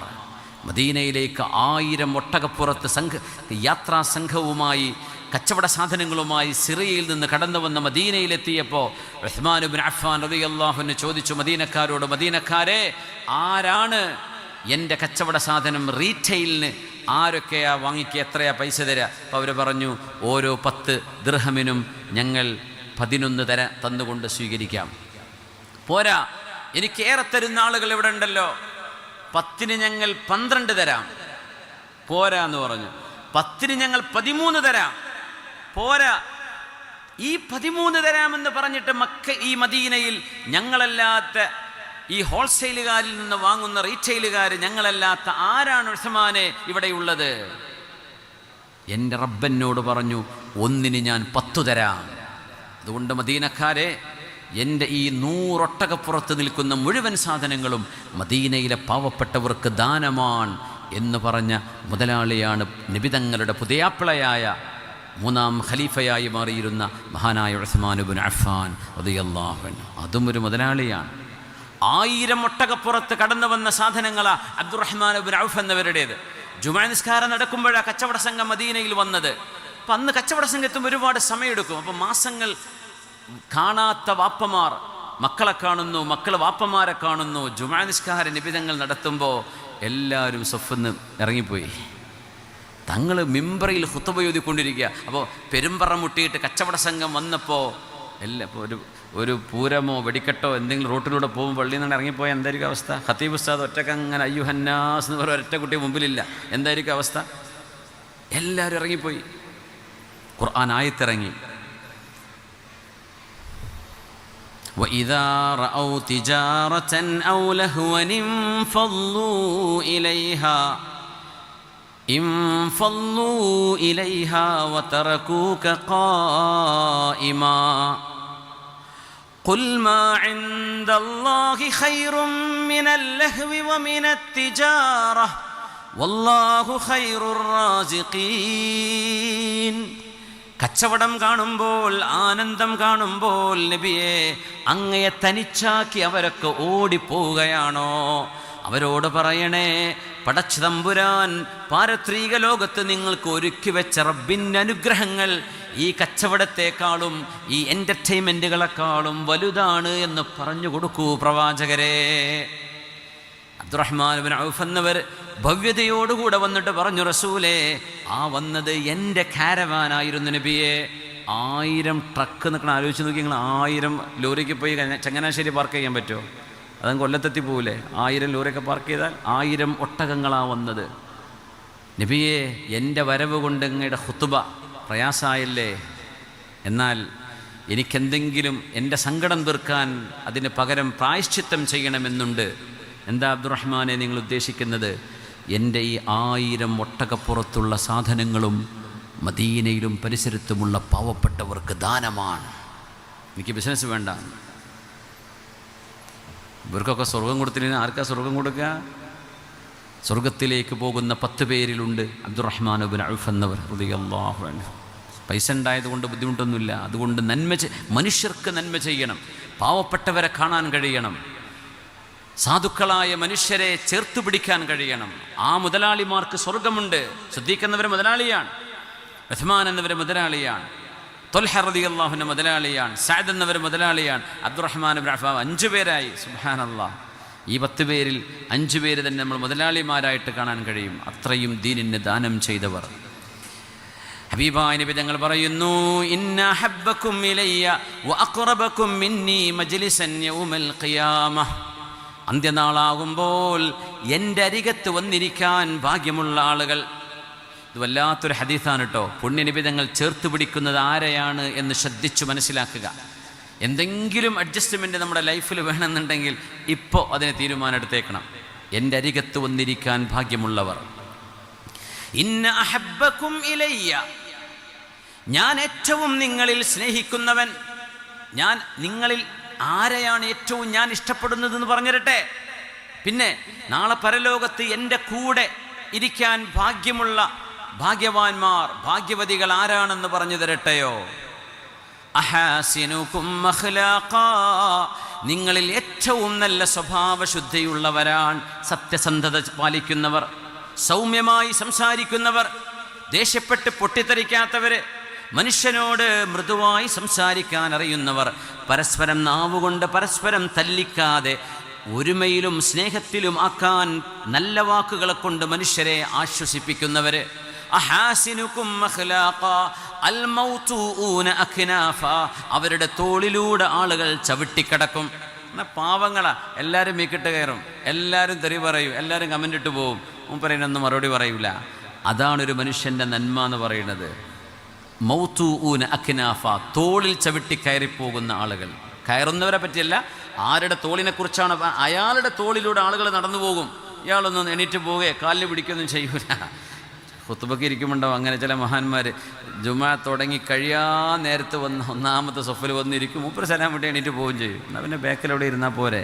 ഈ മനുഷ്യന്മാരെ മുഴുവൻ ഇടങ്ങേറാക്കി മുമ്പിലേക്ക് വന്ന് കുറച്ച് നേരം 10 മിനിറ്റ് ഇരുന്നൊന്ന് ദ്വാരന്ന് പോകേണ്ടതിന് പകരം അപ്പോൾ എല്ലാവരും നോക്കും ആരായി പോണത്. എല്ലാവരും തോളിലൊക്കെ ചവിട്ടി, ചിലപ്പോൾ കാൽമ ചളി ഉണ്ടാവും, വെള്ള ഡ്രസ്സിലൊക്കെ ചളിയായിട്ടുണ്ടാവും. അപ്പോൾ ഈ തോളിലൂടെ ചവിട്ടിപ്പോവെന്ന് പറഞ്ഞാൽ ജുമുഅൻ്റെ ആദാബുകളിൽ പറഞ്ഞാൽ അതാരും ചെയ്യരുത്. ഒരു സ്പേസ് ഉണ്ടോ മെല്ലെ പോയി കയറിയിരിക്കാം എന്നല്ലാണ്ട് വെറുതെ കയറി വന്ന് അവിടെ സ്പേസ് ഉണ്ടാക്കരുത്. ഉള്ള സ്പേസ് ഫില്ല് ചെയ്യാമെന്നാണ് പറഞ്ഞത്. നിസ്കരിക്കാൻ നിൽക്കുമ്പോൾ ഗ്യാപ്പ് ഉണ്ടെങ്കിൽ കയറി നിൽക്കുക. ഒരാൾ ഖുത്ബ ശ്രദ്ധിച്ചുകൊണ്ടിരിക്കുമ്പോൾ ഡിസ്റ്റർബ് ചെയ്യരുത് എന്നാണ്. അപ്പോൾ ചില ആളുകളുടെ തോളിലൂടെ ചവിട്ടിപ്പോകാൻ ചിലർക്ക് പേടി, അതിലെ പോകണ്ട, മുമ്പര് ചൂടാവും, ഇതിലെ പോവാം. അങ്ങനെ നിങ്ങൾ തിരഞ്ഞെടുക്കുന്ന ആൾക്കാരില്ലേ, അവരല്ലാഹുവിന് ഇഷ്ടപ്പെട്ട മനുഷ്യരാണ്. പിന്നെ അവിടങ്ങൾ എന്താ പോവാത്തത്? മൂപ്പരെ തോളിലൂടെ കാലിട്ട് പോയാൽ വിവരം അറിയും. ആ മനുഷ്യൻ സ്വഭാവദൂഷ്യമുള്ള ആളാണ് എന്ന് അതിനർത്ഥം. അപ്പോൾ മേക്കെട്ട് കയറി കൊടുക്കണം, നിന്നൊടുക്കണം എന്നൊന്നുമല്ല ഇതിൻ്റെ അർത്ഥം. മനുഷ്യൻ്റെ സ്വഭാവത്തിൽ സൗമ്യത വേണം. ഞാനൊരു അധ്യാപകനാണ്, വിദ്യാർത്ഥികളെ പഠിപ്പിക്കുന്ന ആളാണ്. എൻ്റെ കൈ കൊണ്ട് ഒരു കുട്ടിനെ അടിക്കേ, നാവ് കൊണ്ട് ചീത്ത വിളിക്കേ ചെയ്തിട്ടില്ല. അതിൻ്റെ വലിയ മഹിമ പറയല്ല. അങ്ങനെ ചെയ്യാതെ പഠിപ്പിക്കാൻ പറ്റുമെന്ന് ഞാൻ പഠിച്ചത് കൊണ്ടാണ് അങ്ങനെ ആവാൻ കാരണം. നമുക്കങ്ങനെ മക്കളെ ട്രീറ്റ് ചെയ്യാൻ പറ്റും. നമ്മളിപ്പോൾ വലിയ ഹൈറ്റും വെയിറ്റുണ്ട്, എന്നെക്കാൾ എത്രയോ ഹൈറ്റുള്ള മക്കളെ ഞാൻ പഠിപ്പിക്കാറുണ്ട്. നമ്മൾ ഹൈറ്റും വെയിറ്റും കൊമ്പം വീശും കണ്ടിട്ടൊന്നുമല്ല മക്കൾ ബഹുമാനിക്കുക. നമ്മുടെ ക്യാരക്ടർ, നമ്മുടെ പേഴ്സണാലിറ്റി, നമ്മുടെ firm words and clear instructions, അത് ലെവലാണെങ്കിൽ മനുഷ്യബുദ്ധിയോടല്ലേ സംസാരിക്കണത്. നായ്ക്കുട്ടിനെ മനുഷ്യൻ പറഞ്ഞ പോലെ ചെയ്യിപ്പിക്കുന്നില്ലേ? ഡോൾഫിനെ കൊണ്ട് മനുഷ്യൻ പറഞ്ഞതുപോലെ ചെയ്യുന്നില്ലേ? വന്യമൃഗങ്ങളെ നമ്മൾ മെരുക്കുന്നില്ലേ? എന്തുകൊണ്ട് മനുഷ്യൻ ഹ്യൂമൻ ചിൽഡ്രൻ, നമ്മൾ മനുഷ്യരെ നമുക്ക് എന്തുകൊണ്ട് അങ്ങനെ ആക്കാൻ പറ്റുന്നില്ല? അത് നമ്മുടെ ഒരു കുറവാണ്. നമുക്കതറിയില്ലെങ്കിൽ അതിന് ടെക്നിക്കുണ്ട്. നമുക്ക് ദേഷ്യപ്പെടാതെയും പ്രഹരിക്കാതെയും ഒച്ച വെക്കാതെയും ബഹളം വെക്കാതെയും നമുക്ക് നമ്മുടെ മക്കളെ പഠിപ്പിക്കാൻ പറ്റും. ദേഷ്യപ്പെടണം എന്നൊരാവശ്യമില്ല, അവർ പഠിക്കുകയും ചെയ്യും. ഒരു കാലത്ത് നമ്മൾ പഠിക്കുന്ന കാലത്ത് അങ്ങനെയൊന്നുമല്ല, നല്ല അടി കിട്ടുന്നവരെ നമ്മൾ ബഹുമാനിക്കുള്ളൂ അല്ലേ? അന്നത്തെ കാലം അങ്ങനെയാണ്. അടി കൊണ്ടാലും വാപ്പാനോട് പരാതി പറഞ്ഞാൽ 2 അടി വാപ്പാൻ്റെ അടുത്ത് ഇങ്ങോട്ട് കിട്ടും. ഇപ്പം അങ്ങനെയല്ല. എൻ്റെ കുട്ടി ഞങ്ങൾ നോക്കിയോ? ടീച്ചറാകെ 10,000 രൂപയൊക്കെ ജോലി ചെയ്യുന്നത്, 15,000 ഏറ്റവും വില കുറഞ്ഞ ശമ്പളത്തിനാണ് ഈ പാവം ടീച്ചേഴ്സിനൊക്കെ പ്രൈവറ്റ് സ്കൂളുകളൊക്കെ ജോലി ചെയ്യിപ്പിക്കുന്നത്. പുറമെ നാട്ടുകാരെ മെക്കെട്ട് കയറാൻ വരും. മാനേജ്മെൻറ്റിൻ്റെ ദേഷ്യപ്പെടൽ, പാരൻസിൻ്റെ ഒരു പാരൻസ് ഈവൻ്റ് ഉണ്ട്. എന്തൊക്കെ കേൾക്കണം ഈ സാധുക്കൾ. എനിക്ക് സങ്കടം തോന്നാറുണ്ട്. ഞാൻ വിചാരിക്കും ഇവർക്കൊക്കെ ഏറ്റവും നല്ല ശമ്പളം കൊടുക്കണം. മിനിമം ഒരു 50,000 എങ്കിലും ശമ്പളം കൊടുത്താൽ പോലും മതിയാവില്ല. അത്രക്ക് മക്കളുടെ വിഷയത്തിൽ ഒരു ചെറിയ ഒരു തെറ്റ് വന്നാൽ പിടിച്ച് കയറി കോർണർ ചെയ്ത് അറ്റാക്ക് ചെയ്ത് ഫാമിലി പാരൻസിൻ്റെ ഗ്രൂപ്പുകളിൽ താറടിച്ച് എന്തൊക്കെ പ്രയാസങ്ങൾ ഈ ടീച്ചേഴ്സ് അനുഭവിക്കുന്നുണ്ടെന്ന് വല്ലവരും അറിയാറുണ്ടോ? നമ്മുടെ ഒരു കുട്ടിക്ക് ഒരു പോറിൽ നിൽക്കുമ്പോഴേക്കും അത് ആ ടീച്ചർ ചെയ്തതാവില്ല. മറ്റു കുട്ടിയിൽ നിന്ന് നിങ്ങളുടെ മുമ്പിലുണ്ടായിരിക്കും എൻ്റെ കുട്ടിക്ക് എന്തുകൊണ്ട് സംഭവിച്ചു. ഒന്ന് ചങ്ങാതി 30-40 കുട്ടികളിരിക്കുന്ന മക്കളുടെ ഒരു ക്ലാസ് റൂമിൽ 24 മണിക്കൂർ ഒരു കുട്ടിയെ നോക്കിയിരിക്കാൻ പറ്റൂ? ടീച്ചർക്ക് തിരിയണ്ടേ, അങ്ങോട്ട് പോകണ്ടേ, ബാത്റൂം പോകണ്ടേ, ഭക്ഷണം കഴിക്കണ്ടേ? ഇതിൻ്റെ ഇടക്കുന്ന സംഭവിച്ചാൽ ടീച്ചർ ഉത്തരവാദിയാണ് അല്ലേ? നമ്മളൊക്കെ ഒന്ന് മനുഷ്യനോട് കരുണയോടെ പെരുമാറണം. വിജിലൻസ് വേണ്ടെന്നോ അല്ലെങ്കിൽ അക്കൗണ്ടബിലിറ്റി ടീച്ചേഴ്സിന് വേണ്ടെന്നോ എന്നല്ല ഞാൻ പറയാം. അവർ മാക്സിമം ചെയ്യേണ്ടവരാണ്, ചെയ്യുന്നവരാണ്. പക്ഷെ എന്നാലും when we come to question them, നമ്മൾ ശരിക്കും അവരെ വല്ലാണ്ട് പ്രയാസപ്പെടുത്തുന്നുണ്ട്. റസൂലുള്ളാഹി സ്വല്ലല്ലാഹു അലൈഹി വസല്ലം തങ്ങൾ ഏറ്റവും നല്ല അധ്യാപകനായിരുന്നു. പുണ്യനബി തങ്ങൾ ആരെയും അടിച്ചിട്ടില്ല സ്വല്ലല്ലാഹു അലൈഹി വസല്ലം. അവിടുന്ന് ഏറ്റവും നല്ല സൽസ്വഭാവിയായിരുന്നു റസൂലുള്ളാഹി തങ്ങൾ. മാ റഅയ്തു മുഅല്ലിമൻ ഖത്തു ഖബ്ലഹു വലാ ബഅദഹു ഖൈറൻ മിൻ മുഹമ്മദിൻ സ്വല്ലല്ലാഹു അലൈഹി വസല്ലം. ഇതൊരു ടെസ്റ്റിമോണിയാണ്, ഒരു വിദ്യാർത്ഥിയുടെ സാക്ഷ്യപ്പെടുത്തലാണ്. പ്രവാചകരുടെ സദസ്സിൽ പഠിച്ചു വന്ന ഒരു വിദ്യാർത്ഥിയുടെ സാക്ഷ്യപ്പെടുത്തലാണ് ഞാൻ ഈ പറഞ്ഞ സ്റ്റേറ്റ്മെന്റ്. എന്താ അതിനർത്ഥം എന്നറിയോ? മാ റഅയ്തു മുഅല്ലിമൻ ഖത്തു ഖബ്ലഹു വലാ ബഅദഹു ഖൈറൻ മിൻ മുഹമ്മദിൻ സ്വല്ലല്ലാഹു അലൈഹി വസല്ലം. I haven't seen a better teacher before or after than my master Muhammad sallallahu alaihi wasallam. എൻ്റെ നേതാവായ പുണ്യ റസൂലിനേക്കാൾ ഈ സംഭവത്തിൻ്റെ മുമ്പോ ശേഷമോ നല്ലൊരു അധ്യാപകനെ ഞാൻ എൻ്റെ ജീവിതത്തിൽ കണ്ടിട്ടില്ല സല്ലല്ലാഹു അലൈഹി വസല്ലം. കൂടെയുള്ള സ്വഹാബിമാർ ആ മനുഷ്യ നിസ്കാരത്തിൽ വർത്തമാനം പറഞ്ഞുപോയി അറിയാതെ. ആ വർത്തമാനത്തിൻ്റെ പേരിൽ സ്വഹാബിമാർ അദ്ദേഹത്തെ തുറിച്ചു നോക്കുകയും സ്റ്റെയർ ചെയ്യുകയും അദ്ദേഹത്തെ ഒന്ന് ശകാരിക്കാൻ നോക്കുകയും ചെയ്തപ്പോൾ അരികത്തേക്ക് വിളിച്ചുകൊണ്ട് ഇത് നിസ്കാരമാണ്, ഈ നിസ്കാരത്തിൽ ഇങ്ങനെയൊക്കെ ചെയ്യാൻ പാടുള്ളൂ, ഇത് പാടില്ല കേട്ടോ എന്ന് മാ ഖഹറനി വലാ ദറബനി വലാ ശതമനി, എന്നെ ചീത്ത വിളിക്കാതെ, എന്നെ ആക്ഷേപിക്കാതെ, എന്നെ ബ്ലെയിം ചെയ്യാതെ എൻ്റെ റസൂൽ എനിക്ക് പറഞ്ഞു തന്നു. നോക്കണം, ഇതൊരു ക്വാളിറ്റിയാണ്. കുട്ടികളെ നമ്മൾ ബ്ലെയിം ചെയ്യരുത്, കുട്ടികളെ നമ്മൾ കമ്പയർ ചെയ്യരുത്. നീ എന്താ അവനെപ്പോലെ, ആ കുട്ടിക്ക് 100 കിട്ടിയല്ലോ, 100-ൽ ആ കുട്ടിക്ക് 50-ൽ 50 കിട്ടിയല്ലോ, നിനക്കെന്താ? അങ്ങനെ നമ്മുടെ മക്കളൊന്നും ഒരുപോലെയല്ല, മക്കളൊന്നും ഒരുപോലെയല്ല. മക്കളെ നമ്മൾ ആക്ഷേപിക്കരുത്. എൻ്റെ റസൂൽ എന്നെ ആക്ഷേപിച്ചില്ല, എന്നെ ചീത്ത വിളിച്ചില്ല, എൻ്റെ റസൂൽ ശകാരിച്ചില്ല. ഈ റസൂലിനേക്കാളും നല്ലൊരു അധ്യാപകനെ ഞാൻ കണ്ടിട്ടില്ലെന്ന് പറഞ്ഞ സ്വഹാബി റളിയല്ലാഹു അൻഹു. നമ്മളൊക്കെ ഒരു തരത്തിൽ അല്ലെങ്കിൽ മറ്റൊരു തരത്തിൽ അധ്യാപകന്മാരാണ്. നമ്മളൊക്കെ അധ്യാപകന്മാരാണ്, നമ്മുടെ വീട്ടിൽ അധ്യാപകരാണ്, റോഡിൽ നമ്മൾ അധ്യാപകരാണ്. ഒറ്റ കാര്യം കൂടെ പറയട്ടെ, നമ്മൾ ഏറ്റവും നല്ല സ്വഭാവത്തിൻ്റെ ഉടമയാണ്. ആ ഹദീസിലാണ് നമ്മൾ നിൽക്കുന്നത്. ഈ സ്വഭാവം നമ്മൾ അറിയണമെങ്കിൽ ഇനി ഞാൻ പറയുന്നത് മുസ്ലിം സമൂഹത്തോട് മാത്രമല്ല, കേരളത്തിലെ ബഹുജനങ്ങളോട് മൊത്തത്തിലാണ്. നമ്മുടെ സ്വഭാവം എന്താണ് എന്ന് നമ്മൾ വിളിച്ചറിയിക്കുന്ന ഒരു ഇടം ഈ റോഡാണ്. നാഷണൽ ഹൈവേ, പഞ്ചായത്ത് റോഡുകൾ, സ്റ്റേറ്റ് ഹൈവേകൾ. വാഹനമോടിക്കുമ്പോൾ നമ്മൾ കാണിക്കുന്ന അഹങ്കാരം. ഒരു മനുഷ്യൻ നമ്മളെക്കാളും തിരക്ക് പിടിച്ച് ഓടിപ്പോകുമ്പോൾ നമ്മൾ ഓവർടേക്ക് ചെയ്യുമ്പോൾ നമുക്ക് തോന്നുന്ന മത്സരബുദ്ധി. ഒരു മനുഷ്യനെ കുത്തിക്കാൻ പോകുന്ന വിധം നമ്മൾ ഡ്രൈവ് ചെയ്യുന്നത്. വഴിയിലൂടെ യാത്ര പോകുന്ന, നടന്നു പോകുന്ന മനുഷ്യരെ മൈൻഡ് ചെയ്യാതെ സ്പീഡിൽ ഓടിച്ചു പോയി അപകടമുണ്ടാക്കുന്നത്. ബൈക്ക് യാത്രികരെ, സൈക്കിളിൽ യാത്ര പോകുന്ന ആളുകളെ, ഒരുപാട് ആളുകളെയും വഹിച്ചു കൊണ്ടുപോകുന്ന ബസ്സുകൾ. നമ്മൾ KSRTC-കാർ അങ്ങനെയാണ്, അവരാർക്കും സൈഡ് കൊടുക്കൂല, തട്ടിയ 500 കൊടുത്ത് ബാക്കി കേസാക്കിക്കോ എന്ന് പറഞ്ഞു പോകും. ഇതൊക്കെ ശരിയായിരിക്കാം. പക്ഷേ നമ്മൾ ഒരാൾ യാത്ര ചെയ്യുന്ന കാർ പോലെയല്ല ഒരു ബസ് എന്ന് പറയുന്നത്. അതിലൊരു 30, 40, 50 ആളുകൾ കാണും. ഞാൻ ഒരാളിൻ്റെ ആവശ്യമല്ല, 50 ആളിൻ്റെ ആവശ്യങ്ങൾ കൊണ്ടുപോകുന്ന വാഹനമാണത്. അതുകൊണ്ട് ഞാനൊന്ന് സൈഡ് ചെയ്ത് കൊടുക്കാം, സ്പീഡിൽ പോകണമെന്നോ ഓവർടേക്ക് ചെയ്യണമെന്നോ അവർ പ്ലാൻ ചെയ്യുന്നുണ്ട്, ഒന്ന് ഒതുക്കി കൊടുക്കാം. നമ്മൾ എന്തിനായി അഹങ്കാരം കാണിക്കുന്നത്? മലയാളിയുടെ തനി സ്വഭാവം കാണിക്കേണ്ടത് നമ്മുടെ റോഡുകളിലാണ്, നിരത്തുകളിലാണ്. അവിടെ നമ്മൾ ഗുണ്ടായിസമാണ് കാണിക്കുന്നത്. ലോറിക്കാരത് കാണിക്കുന്നുണ്ട്, ഓട്ടോറിക്ഷക്കാർ കാണിക്കുന്നുണ്ട്, വാഹനം കുറച്ചൊരൽപ്പം വില കൂടിയതാണെങ്കിൽ അവർ കാണിക്കുന്നുണ്ട്, ചെറുതാണെങ്കിൽ അവരും കുറവല്ല. ഹൈവേസ് റോഡുകളിൽ ഫാസ്റ്റ് ട്രാക്ക് റോഡുകളുണ്ട്, ഫാസ്റ്റ് ട്രാക്കുകളുണ്ട്. സ്പീഡിൽ പോകുന്ന വാഹനങ്ങൾക്ക് ഇഴഞ്ഞു നീങ്ങുന്ന ട്രക്കുകൾ അതിൽ കയറിപ്പോകും, ഓട്ടോറിക്ഷകൾ അതിൽ കയറും. ഇതൊരു ആംബുലൻസിനോ അത്യാവശ്യക്കാർക്കോ പോകാനുള്ളതായ ഏറ്റവും വലതുഭാഗത്തുള്ള റോഡ് നമ്മുടെ നാടുകളിൽ അല്ലേ? ഇതൊക്കെ മര്യാദയാണ്. ഇത് മനുഷ്യൻ്റെ സ്വഭാവമാണ് ഈ കാണിക്കുന്നത്. ആര് ഹോണടിച്ചാലും ഞാൻ മാറിത്തരൂല, ഇത് എൻ്റേതുമാണ് എന്ന ഭാവത്തിൽ സൈഡ് കൊടുക്കാതെ നമ്മൾ കാണിക്കുന്ന ഈ പോക്കിരിത്തരമൊക്കെ നമ്മുടെ സ്വഭാവമാണ് വിളിച്ചോതുന്നത്. ഒരു മുസ്ലിമിൻ്റെ സ്വഭാവം ആൾക്കൂട്ടത്തിൽ ഇരിക്കുമ്പോൾ മാത്രമല്ല, നടക്കുമ്പോഴും വാഹനമോടിക്കുമ്പോഴും അവൻ സൽസ്വഭാവിയാവണം. അള്ളാഹു നമുക്കതിന് തൗഫീക്ക് തരട്ടെ. ഈ സംസ്കാരമാണ് മുസ്ലിമിനെ മുസ്ലിമാക്കുന്നത്. അഹാസിനുക്കും അഖ്ലാഖ, നാളെ എൻ്റെ കൂടെ അരികത്തിരിക്കാൻ ഭാഗ്യമുള്ളവർ, ഞാൻ നാളെ ഏറ്റവും സ്നേഹിക്കുന്നവർ നിങ്ങളിൽ സൽസ്വഭാവികളായ മനുഷ്യരെയാണെന്ന് റസൂലുള്ളാഹി സ്വല്ലല്ലാഹു അലൈഹി വസല്ലം. അവിടുന്ന് പറഞ്ഞു, ഹബീബായ നബി തങ്ങൾ മദീനയിലൂടെ നടന്നു പോകുന്നു.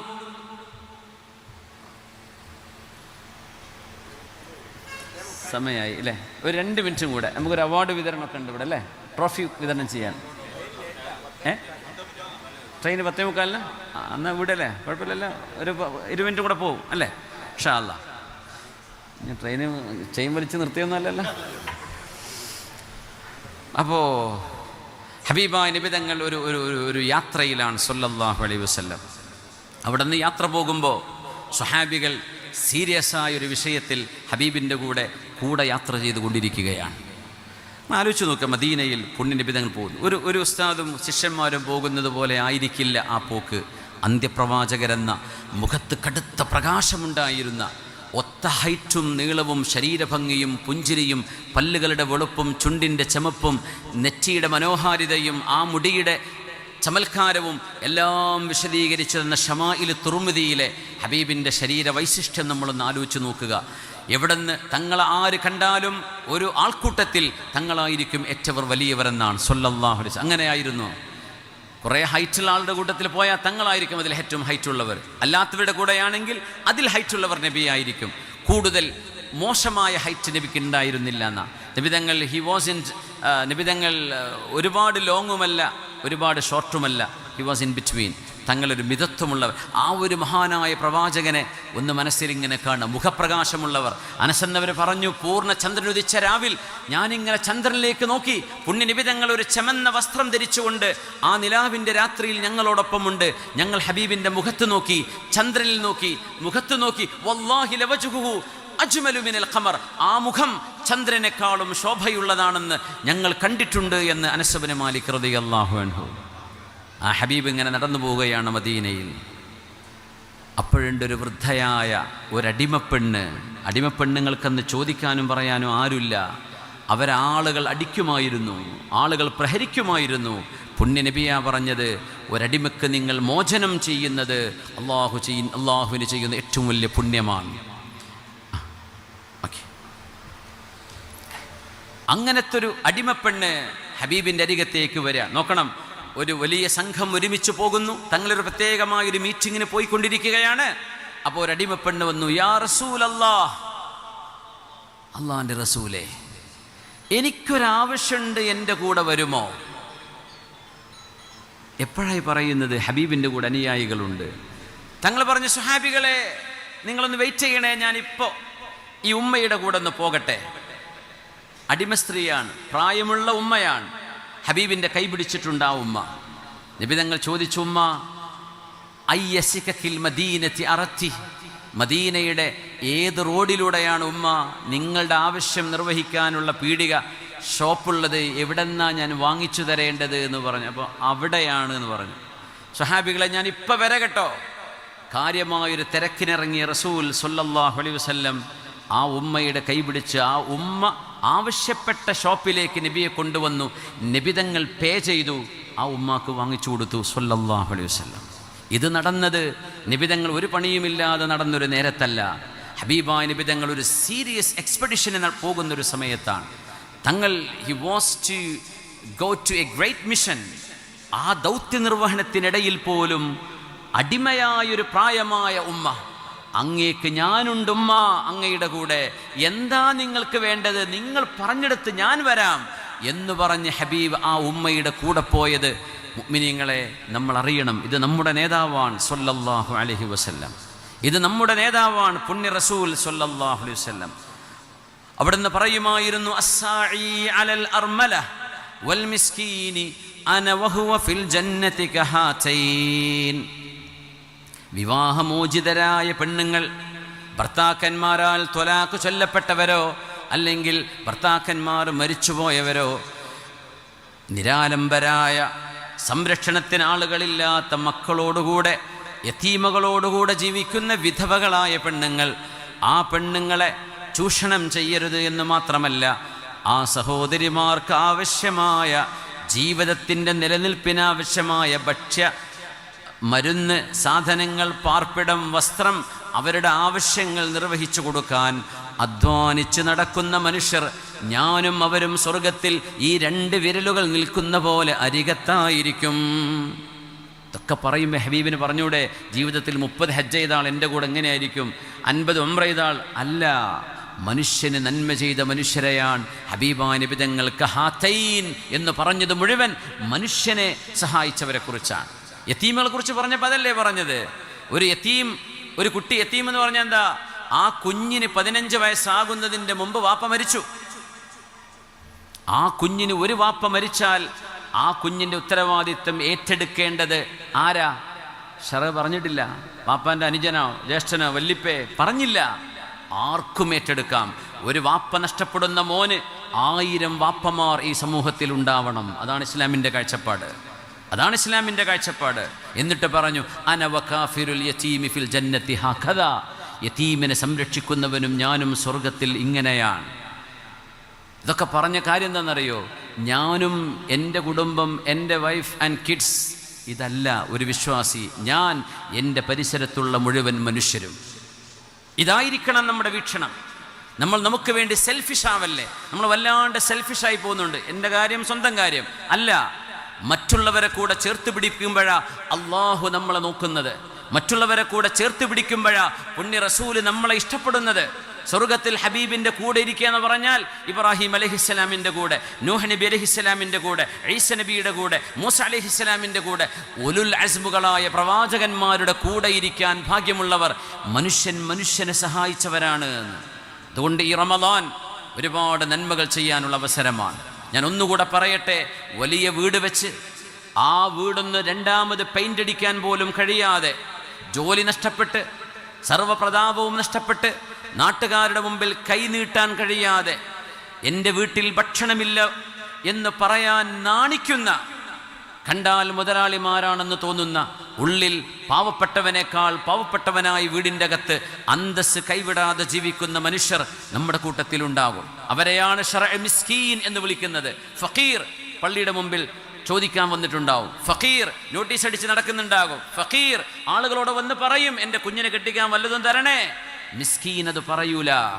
മിസ്കീൻ്റെ അഭിമാനം അതിന് സമ്മതിക്കൂല. അതുകൊണ്ട് നമ്മൾ റമളാനിലും അല്ലാത്തപ്പോഴും ചാരിറ്റി ചെയ്യുന്നുണ്ടെങ്കിൽ മിസ്കീന്മാരെ കാണാതെ പോകരുത്. അവർ നമ്മിലൊന്നാണ്, അവർ നമ്മുടെ ഭാഗമാണ്. ഒരു കാലത്ത് അവർ പ്രതാപത്തിലാണ്, പക്ഷെ ഇന്നവർ തകർച്ചയിലാണ്. അതാരും അറിയാതെ, ആരോടും പറയാതെ, പുറം ലോകമറിയാതെ സങ്കടത്തോടുകൂടെ കഴിയുന്ന ആയിരക്കണക്കിന് കുടുംബങ്ങൾ കേരളത്തിലുണ്ട്. നമ്മളവരെ കാണാതെ പോകരുത്. നമ്മുടെ ദാനത്തിൻ്റെ സ്വതക്കയുടെ ഒരംശം നമ്മുടെ കൂടെയുള്ള സഹജീവികളെ കാണാൻ, അത് ഏത് മനുഷ്യരും, ഏത് ജാതിയോ ഏത് മതമോ ആകട്ടെ, അവൻ മനുഷ്യനാണോ അവനെ സഹായിക്കണമെന്നാണ്. മനുഷ്യനെ സഹായിക്കണമെന്ന് പറഞ്ഞ ദീന വിശുദ്ധ ഇസ്ലാം. ആ മനുഷ്യത്വത്തിനാണ് അള്ളാഹു വില കൽപ്പിച്ചിട്ടുള്ളത്. അതുകൊണ്ട് ബഹുമാനികളെ, അള്ളാഹു നമുക്ക് ഏറ്റവും വലിയൊരു അവസരം നൽകിയിരിക്കുകയാണ്. ആ അവസരം നഷ്ടപ്പെടുത്തരുതേ. 3-4 ദിവസം കഴിയുമ്പോഴേക്കും റമളാൻ വന്നണയുകയാണ്. പുണ്യനബി തങ്ങൾ ഏറ്റവും ദാനം ചെയ്തവരാണ്. കാന യുദാരിസുഹു ജിബ്രീലു അലൈഹിസ്സലാം. ജിബ്രീലു അലൈഹിസ്സലാം വിശുദ്ധ ഖുർആൻ പാരായണം ചെയ്യാൻ ഹബീബിൻ്റെ അരികത്ത് വരും. ഹബീബിന് വേണ്ടി പുണ്യനബി തങ്ങളുടെ മുമ്പിൽ ഖുർആൻ റിവൈസ് ചെയ്യും ജിബ്രീലു അലൈഹിസ്സലാം. അവസാനത്തെ വർഷം ഹബീബ് ലോകത്തോട് വിട പറയുമ്പോൾ 2 തവണ ഖുർആൻ 2 റൗണ്ട് ജിബ്രീൽ തങ്ങൾ ഹബീബിൻ്റെ കൂടെ മുദാറസ ചെയ്തു. മഹാനായ ഹബീബിൻ്റെ ജീവിതത്തെക്കുറിച്ച് ആയിഷ ബീവി റളിയല്ലാഹു അൻഹ പറയുന്നു, എൻ്റെ റസൂൽ സ്വല്ലല്ലാഹു ഏറ്റവും കൂടുതൽ ദാനം ചെയ്തവരാണ്. ആ ദാനങ്ങളിൽ ഏറ്റവും വലിയ ദാനം റമളാൻ വരുമ്പോഴായിരുന്നു. അതും ജിബ്രീൽ അലൈഹിസ്സലാം വന്നണയുമ്പോൾ പുണ്യനബി തങ്ങൾ കയ്യിൽ കിട്ടിയതെല്ലാം കാറ്റടിക്കുന്ന പോലെ, കാറ്റടിക്കുമ്പോൾ എല്ലാവരുടെ ദേഹത്തും തട്ടും എന്നതുപോലെ കണ്ടവർക്ക് മുഴുവൻ കയ്യിലുള്ളത് മുഴുവനും വാരിക്കോരി കൊടുത്തിരുന്നു പുണ്യ റസൂൽ സ്വല്ലല്ലാഹു അലൈഹി വസല്ലം. ദാനം സന്തോഷത്തിൻ്റെ മറ്റൊരു നിദാനമാണ്. കൊടുക്കുമ്പോഴാണ് മനുഷ്യന് സന്തോഷം കിട്ടുന്നത്. ഇത് ഓക്സ്ഫോർഡ് യൂണിവേഴ്സിറ്റിയിലെ ഒരു വിഭാഗം ആളുകൾ റിസർച്ച് ചെയ്തപ്പോൾ മനസ്സിലായി. നമുക്ക് നമ്മുടെ റസൂല് പറഞ്ഞു തന്നു, നമ്മുടെ ഹബീബ് പറഞ്ഞു തന്നു, ദാനം ചെയ്യുന്നിടത്താണ് നമ്മൾ സന്തോഷിക്കുന്നത്. അതുകൊണ്ട് എനിക്ക് വേണം, എനിക്ക് എനിക്ക് എനിക്ക് മതിയായില്ല, പോരാ പോരാ എന്ന നമ്മുടെ അത്യാഗ്രഹത്തിൻ്റെയും ആർത്തിയുടെയും മനസ്സിനെ ഒന്ന് ഇല്ലായ്മ ചെയ്ത്, എനിക്ക് നൽകപ്പെട്ടതിൽ ഞാൻ സന്തുഷ്ടനാണ്, എൻ്റെ റസൂൽ ഇഷ്ടപ്പെടുന്ന പോലെ മനസ്സിൻ്റെ ഉള്ളിൽ സന്തോഷത്തിൻ്റെ താക്കോൽ എൻ്റെ കയ്യിലുണ്ട്, ഞാൻ അള്ളാഹുവിൻ്റെ ഖളാഇൽ വിശ്വസിക്കുന്നവനാണ്, എൻ്റെ ആരാധന, എൻ്റെ സമർപ്പണം, എൻ്റെ ജീവിതം, എൻ്റെ ആത്മസംതൃപ്തി ഇതെല്ലാം ഈ ജീവിതത്തിൽ അള്ളാഹു എനിക്ക് അനുവദിച്ചു തന്ന സൗഭാഗ്യമാണ്, അത് ഞാനായിട്ട് ഇല്ലാതെ കളയരുത്, ഞാനായിട്ട് നഷ്ടപ്പെടുത്തരുത് എന്ന ബോധ്യത്തോടുകൂടെ ഈ റമളാനെ നമുക്ക് സ്വീകരിക്കണം. അവസാനമായി, ഒരാളോടും മനസ്സിൽ വെറുപ്പില്ലെന്ന് നമ്മൾ ഉറപ്പുവരുത്തുക. നമ്മുടെ ജീവിതത്തിൽ ഒരുപാട് ആളുകൾ നമ്മളെ വേദനിപ്പിച്ചു കാണും. ചില ആളുകൾക്ക് കുറച്ചാളുകൾ വേദനിപ്പിച്ചു കാണും, ചിലരറിയാതെ വേദനിച്ചു പോയതായിരിക്കും, ചിലർ ഡെലിബറേറ്റ്ലി വേദനിപ്പിച്ചു കാണും. എന്തായിരുന്നാലും എൻ്റെ റബ്ബിന് വേണ്ടി ഞാനിത് മാപ്പ് ചെയ്തിരിക്കുന്നു എന്ന് ഈ സദസ്സിൽ ഇരുന്നു കൊണ്ട് ഓരോ ആണും പെണ്ണും ഇവിടെ വെച്ച് അള്ളാഹുവിനെ സാക്ഷിയാക്കി നമ്മുടെ ഹൃദയത്തെ ഒന്ന് വൃത്തിയാക്കിക്കോളൂ. എൻ്റെ ഹൃദയത്തിൽ ആരോടൊക്കെ വെറുപ്പും വൈരാഗ്യവും ഒരവസരം കിട്ടിയാൽ ഞാൻ പകരം വീട്ടും എന്നൊക്കെ തോന്നലുണ്ടോ, എല്ലാം അള്ളാഹുവിനെ ഉദ്ദേശിച്ച്. എൻ്റെ റബ്ബെന്നോട് അങ്ങനെ തീരുമാനിച്ചാൽ ഞാൻ പിടിക്കപ്പെടും, എൻ്റെ റബ്ബെന്നെ ശിക്ഷിക്കും. അതുകൊണ്ട് റബ്ബേ, ഞാൻ മാപ്പ് നൽകുന്നു, നീ എനിക്ക് മാപ്പ് നൽകാൻ. നമ്മൾ മാപ്പ് നൽകുന്നതോടുകൂടെ ആ മനുഷ്യന് അള്ളാഹ് മാപ്പ് നൽകുമോ ഇല്ലേ നമുക്കറിയില്ല. നമ്മൾ മാപ്പ് കൊടുത്താൽ നമുക്ക് അള്ളാഹു മാപ്പ് തരും. അതുകൊണ്ട് ഈ റമളാൻ സംശുദ്ധമായ ഹൃദയവുമായിട്ടാണ് നമ്മൾ സ്വീകരിക്കേണ്ടത്. നോമ്പെന്ന പട്ടിണി മാത്രമല്ല, റമളാൻ എന്നത് ഹൃദയ ശുദ്ധീകരണമാണ്, അള്ളാഹുമായുള്ള ആത്മബന്ധം സ്ഥാപിക്കലാണ്. റസൂലിനെ കാണണം എന്ന കൊതി വേണം. പുണ്യ റസൂൽ നമ്മളെ കൊതിപ്പിച്ചിട്ടുണ്ട് സല്ലല്ലാഹു അലൈഹി വസല്ലം. മൻ റആനി ഫിൽ മനാമി ഫഖദ് റആനി, എന്നെ സ്വപ്നത്തിൽ കണ്ടവൻ എന്നെ തന്നെയാണ് കണ്ടത്. ഫഇന്നഹു ലാ യതമസ്സലു ബി അശ്ശൈത്താൻ, എൻ്റെ രൂപത്തിൽ പിശാചിന് വരാൻ കഴിയില്ല. ഇത് പറഞ്ഞത് എന്നെ കാണാൻ നിങ്ങൾ കൊതിക്കണം എന്ന് പഠിപ്പിക്കാനാണ്. അതുകൊണ്ട് ദുആ ചെയ്യണം, എൻ്റെ റസൂലിനെ എനിക്ക് കാണിച്ചു തരണം റബ്ബേ. അത് നമ്മുടെ ജീവിതത്തിൽ വലിയ മാറ്റമുണ്ടാക്കും, അത് നമ്മുടെ ജീവിതത്തിൽ വലിയ മാറ്റമുണ്ടാക്കും. അതിനു മുമ്പുള്ള ആളായിരിക്കില്ല ഹബീബിൻ്റെ തിരുദർശനം കണ്ട കാഴ്ച കിട്ടിയ ഒരു മനുഷ്യൻ്റെ ജീവിതം. അള്ളാഹുവിനോട് ചോദിച്ചു വാങ്ങണം. വമൻ റആനി ഫിൽ മനാമി ഫസയറാനി ഫിൽ യഖള, സ്വപ്നത്തിൽ എന്നെ കണ്ടവർ ഉണർച്ചയിൽ എന്നെ കാണാൻ അവർക്ക് ഭാഗ്യമുണ്ടാവും. അതിൻ്റെ അർത്ഥതലങ്ങളിലേക്ക് ഞാൻ പോകുന്നില്ല. അള്ളാഹു നമുക്കതിന് സൗഭാഗ്യം തരട്ടെ. ജീവിതത്തിൻ്റെ ഏറ്റവും വലിയ ലക്ഷ്യം ഈ ഒരു ജീവിതം തന്ന പടച്ചവൻ. നമ്മൾ 60-70 വയസ്സിൻ്റെ ഉള്ളിൽ നമ്മൾ പോകും. അഅ്മാറു ഉമ്മത്തി ബൈന 60 വ 70, എൻ്റെ സമൂഹത്തിൻ്റെ ആയുസ് 60-ൻ്റെയും 70-ൻ്റെയും ഇടയിലാണ്. ഖലീലും മൻ യതജാവസു, അതും കഴിഞ്ഞു കിടക്കുന്ന ആളുകൾ കുറച്ചേ ഉണ്ടാവുള്ളൂ എന്ന്. അതുകൊണ്ട് 60 ഹിറ്റായി കഴിഞ്ഞാൽ ഹബീബ് യാത്ര ചോദിച്ച സമയത്തേക്ക് നമ്മൾ എത്തിത്തുടങ്ങി. ഇനിയും നമ്മൾ ബിസിനസ്സും അതും ഇതും അതൊക്കെ മക്കളെ ഏൽപ്പിക്കുക. കൂടുതലും ഇബാദത്തിലേക്ക് ഫോക്കസ് ചെയ്യും. ഒരുപാട് നന്മകൾ ചെയ്യാൻ മനസ്സുകൊണ്ട് തയ്യാറെടുക്കുക. 60 കഴിഞ്ഞവർക്ക് മാത്രമല്ല, ഓരോരുത്തരും പ്രായപൂർത്തിയായവർ മുഴുവനും ഇന്നല്ലെങ്കിൽ നാളെ ഒരു മുന്നറിയിപ്പ് വരാതെ എനിക്കെൻ്റെ റബ്ബിൻ്റെ മുമ്പിലേക്ക് പോകേണ്ടി വരും എന്ന തോന്നലോടുകൂടെ തന്നെ ജീവിക്കുക. അള്ളാഹുവിനോട് മാപ്പ് ചോദിച്ചാൽ അവൻ പുറത്തു തരും. എന്നോട് നിങ്ങൾ ചോദിക്കണേന്നേ പടച്ചവൻ പറഞ്ഞു. നിങ്ങൾ എന്താ ചോദിക്കാത്തത്? എനിക്ക് മാപ്പ് താ റബ്ബേ എന്ന് നിങ്ങൾ എന്തുകൊണ്ട് ചോദിക്കുന്നില്ല? ഇതാ അള്ളാഹുവിൻ്റെ പരാതി. അതുകൊണ്ട് റബ്ബിനോട് ചോദിക്കാം. നമുക്കൊരുപാട് ആഗ്രഹങ്ങളുണ്ട്, ഒരുപാട് ആവശ്യങ്ങളുണ്ട് ഈ ലോകത്ത് നിർവഹിക്കപ്പെടാൻ. അന്തസ്സിലും അഭിമാനത്തിലും ജീവിക്കാൻ പടച്ചവനോട് ചോദിച്ചോളൂ. പ്രത്യേകിച്ച് സുബഹിൻ്റെ മുമ്പ് ഒരു 10 മിനിറ്റ് മുമ്പെങ്കിലും എഴുന്നേറ്റ് 2 റക്അത്ത് സുന്നത്ത് നിസ്കരിച്ച് നിങ്ങൾ ചോദിച്ചാൽ, മനസ്സറിഞ്ഞ് നിങ്ങൾ ചോദിച്ചാൽ അത് അള്ളാഹു നിങ്ങൾക്ക് തന്നിരിക്കും. അത് ഗ്യാരണ്ടിയാണ്. അനുഭവിക്കേണ്ട ഒരു കാര്യമാണത്. ഞാനിവിടെ പറയുന്നത് നിങ്ങൾ അനുഭവിക്കാതെ നിങ്ങൾക്കത് ബോധ്യപ്പെടില്ല. നിങ്ങൾ അള്ളാഹുവിനോട് ചോദിച്ചു വാങ്ങണം. ഞാൻ പറയുന്നത് കേൾക്കാൻ എൻ്റെ റബ്ബൻ്റെ കൂടെയുണ്ട് എന്ന് നമുക്ക് ഓരോരുത്തർക്കും ബോധിക്കുന്ന ഒരു തെളിവ് അള്ളാഹിനോട് ചോദിച്ചു വാങ്ങണം. വെറുതെ അങ്ങോട്ട് അള്ളണ്ടെന്ന് വിശ്വസിച്ചാൽ പോരാ. അള്ളാഹു എൻ്റെ വിഷയത്തിൽ ഇടപെടുന്നുണ്ട്. മനുഷ്യരാർക്കും ഇടപെടാൻ കഴിയാത്തത് എൻ്റെ റബ്ബെനിക്ക് ചെയ്തു തരുന്നുണ്ട്. ഇത് റബ്ബ് ചെയ്തു തന്നിരിക്കും. നമുക്കൊക്കെ അനുഭവം വേണം. എനിക്ക് എൻ്റെ അനുഭവങ്ങൾ എനിക്കുണ്ട്. എൻ്റെ ഈമാൻ അത് എന്നെ സഹായിച്ചിട്ടുണ്ട്. നിങ്ങൾ ഓരോരുത്തർക്കും അനുഭവങ്ങൾ വേണം. ഒരുപാട് അനുഭവങ്ങൾ ചോദിച്ചു വാങ്ങണം പടച്ചവനോട്.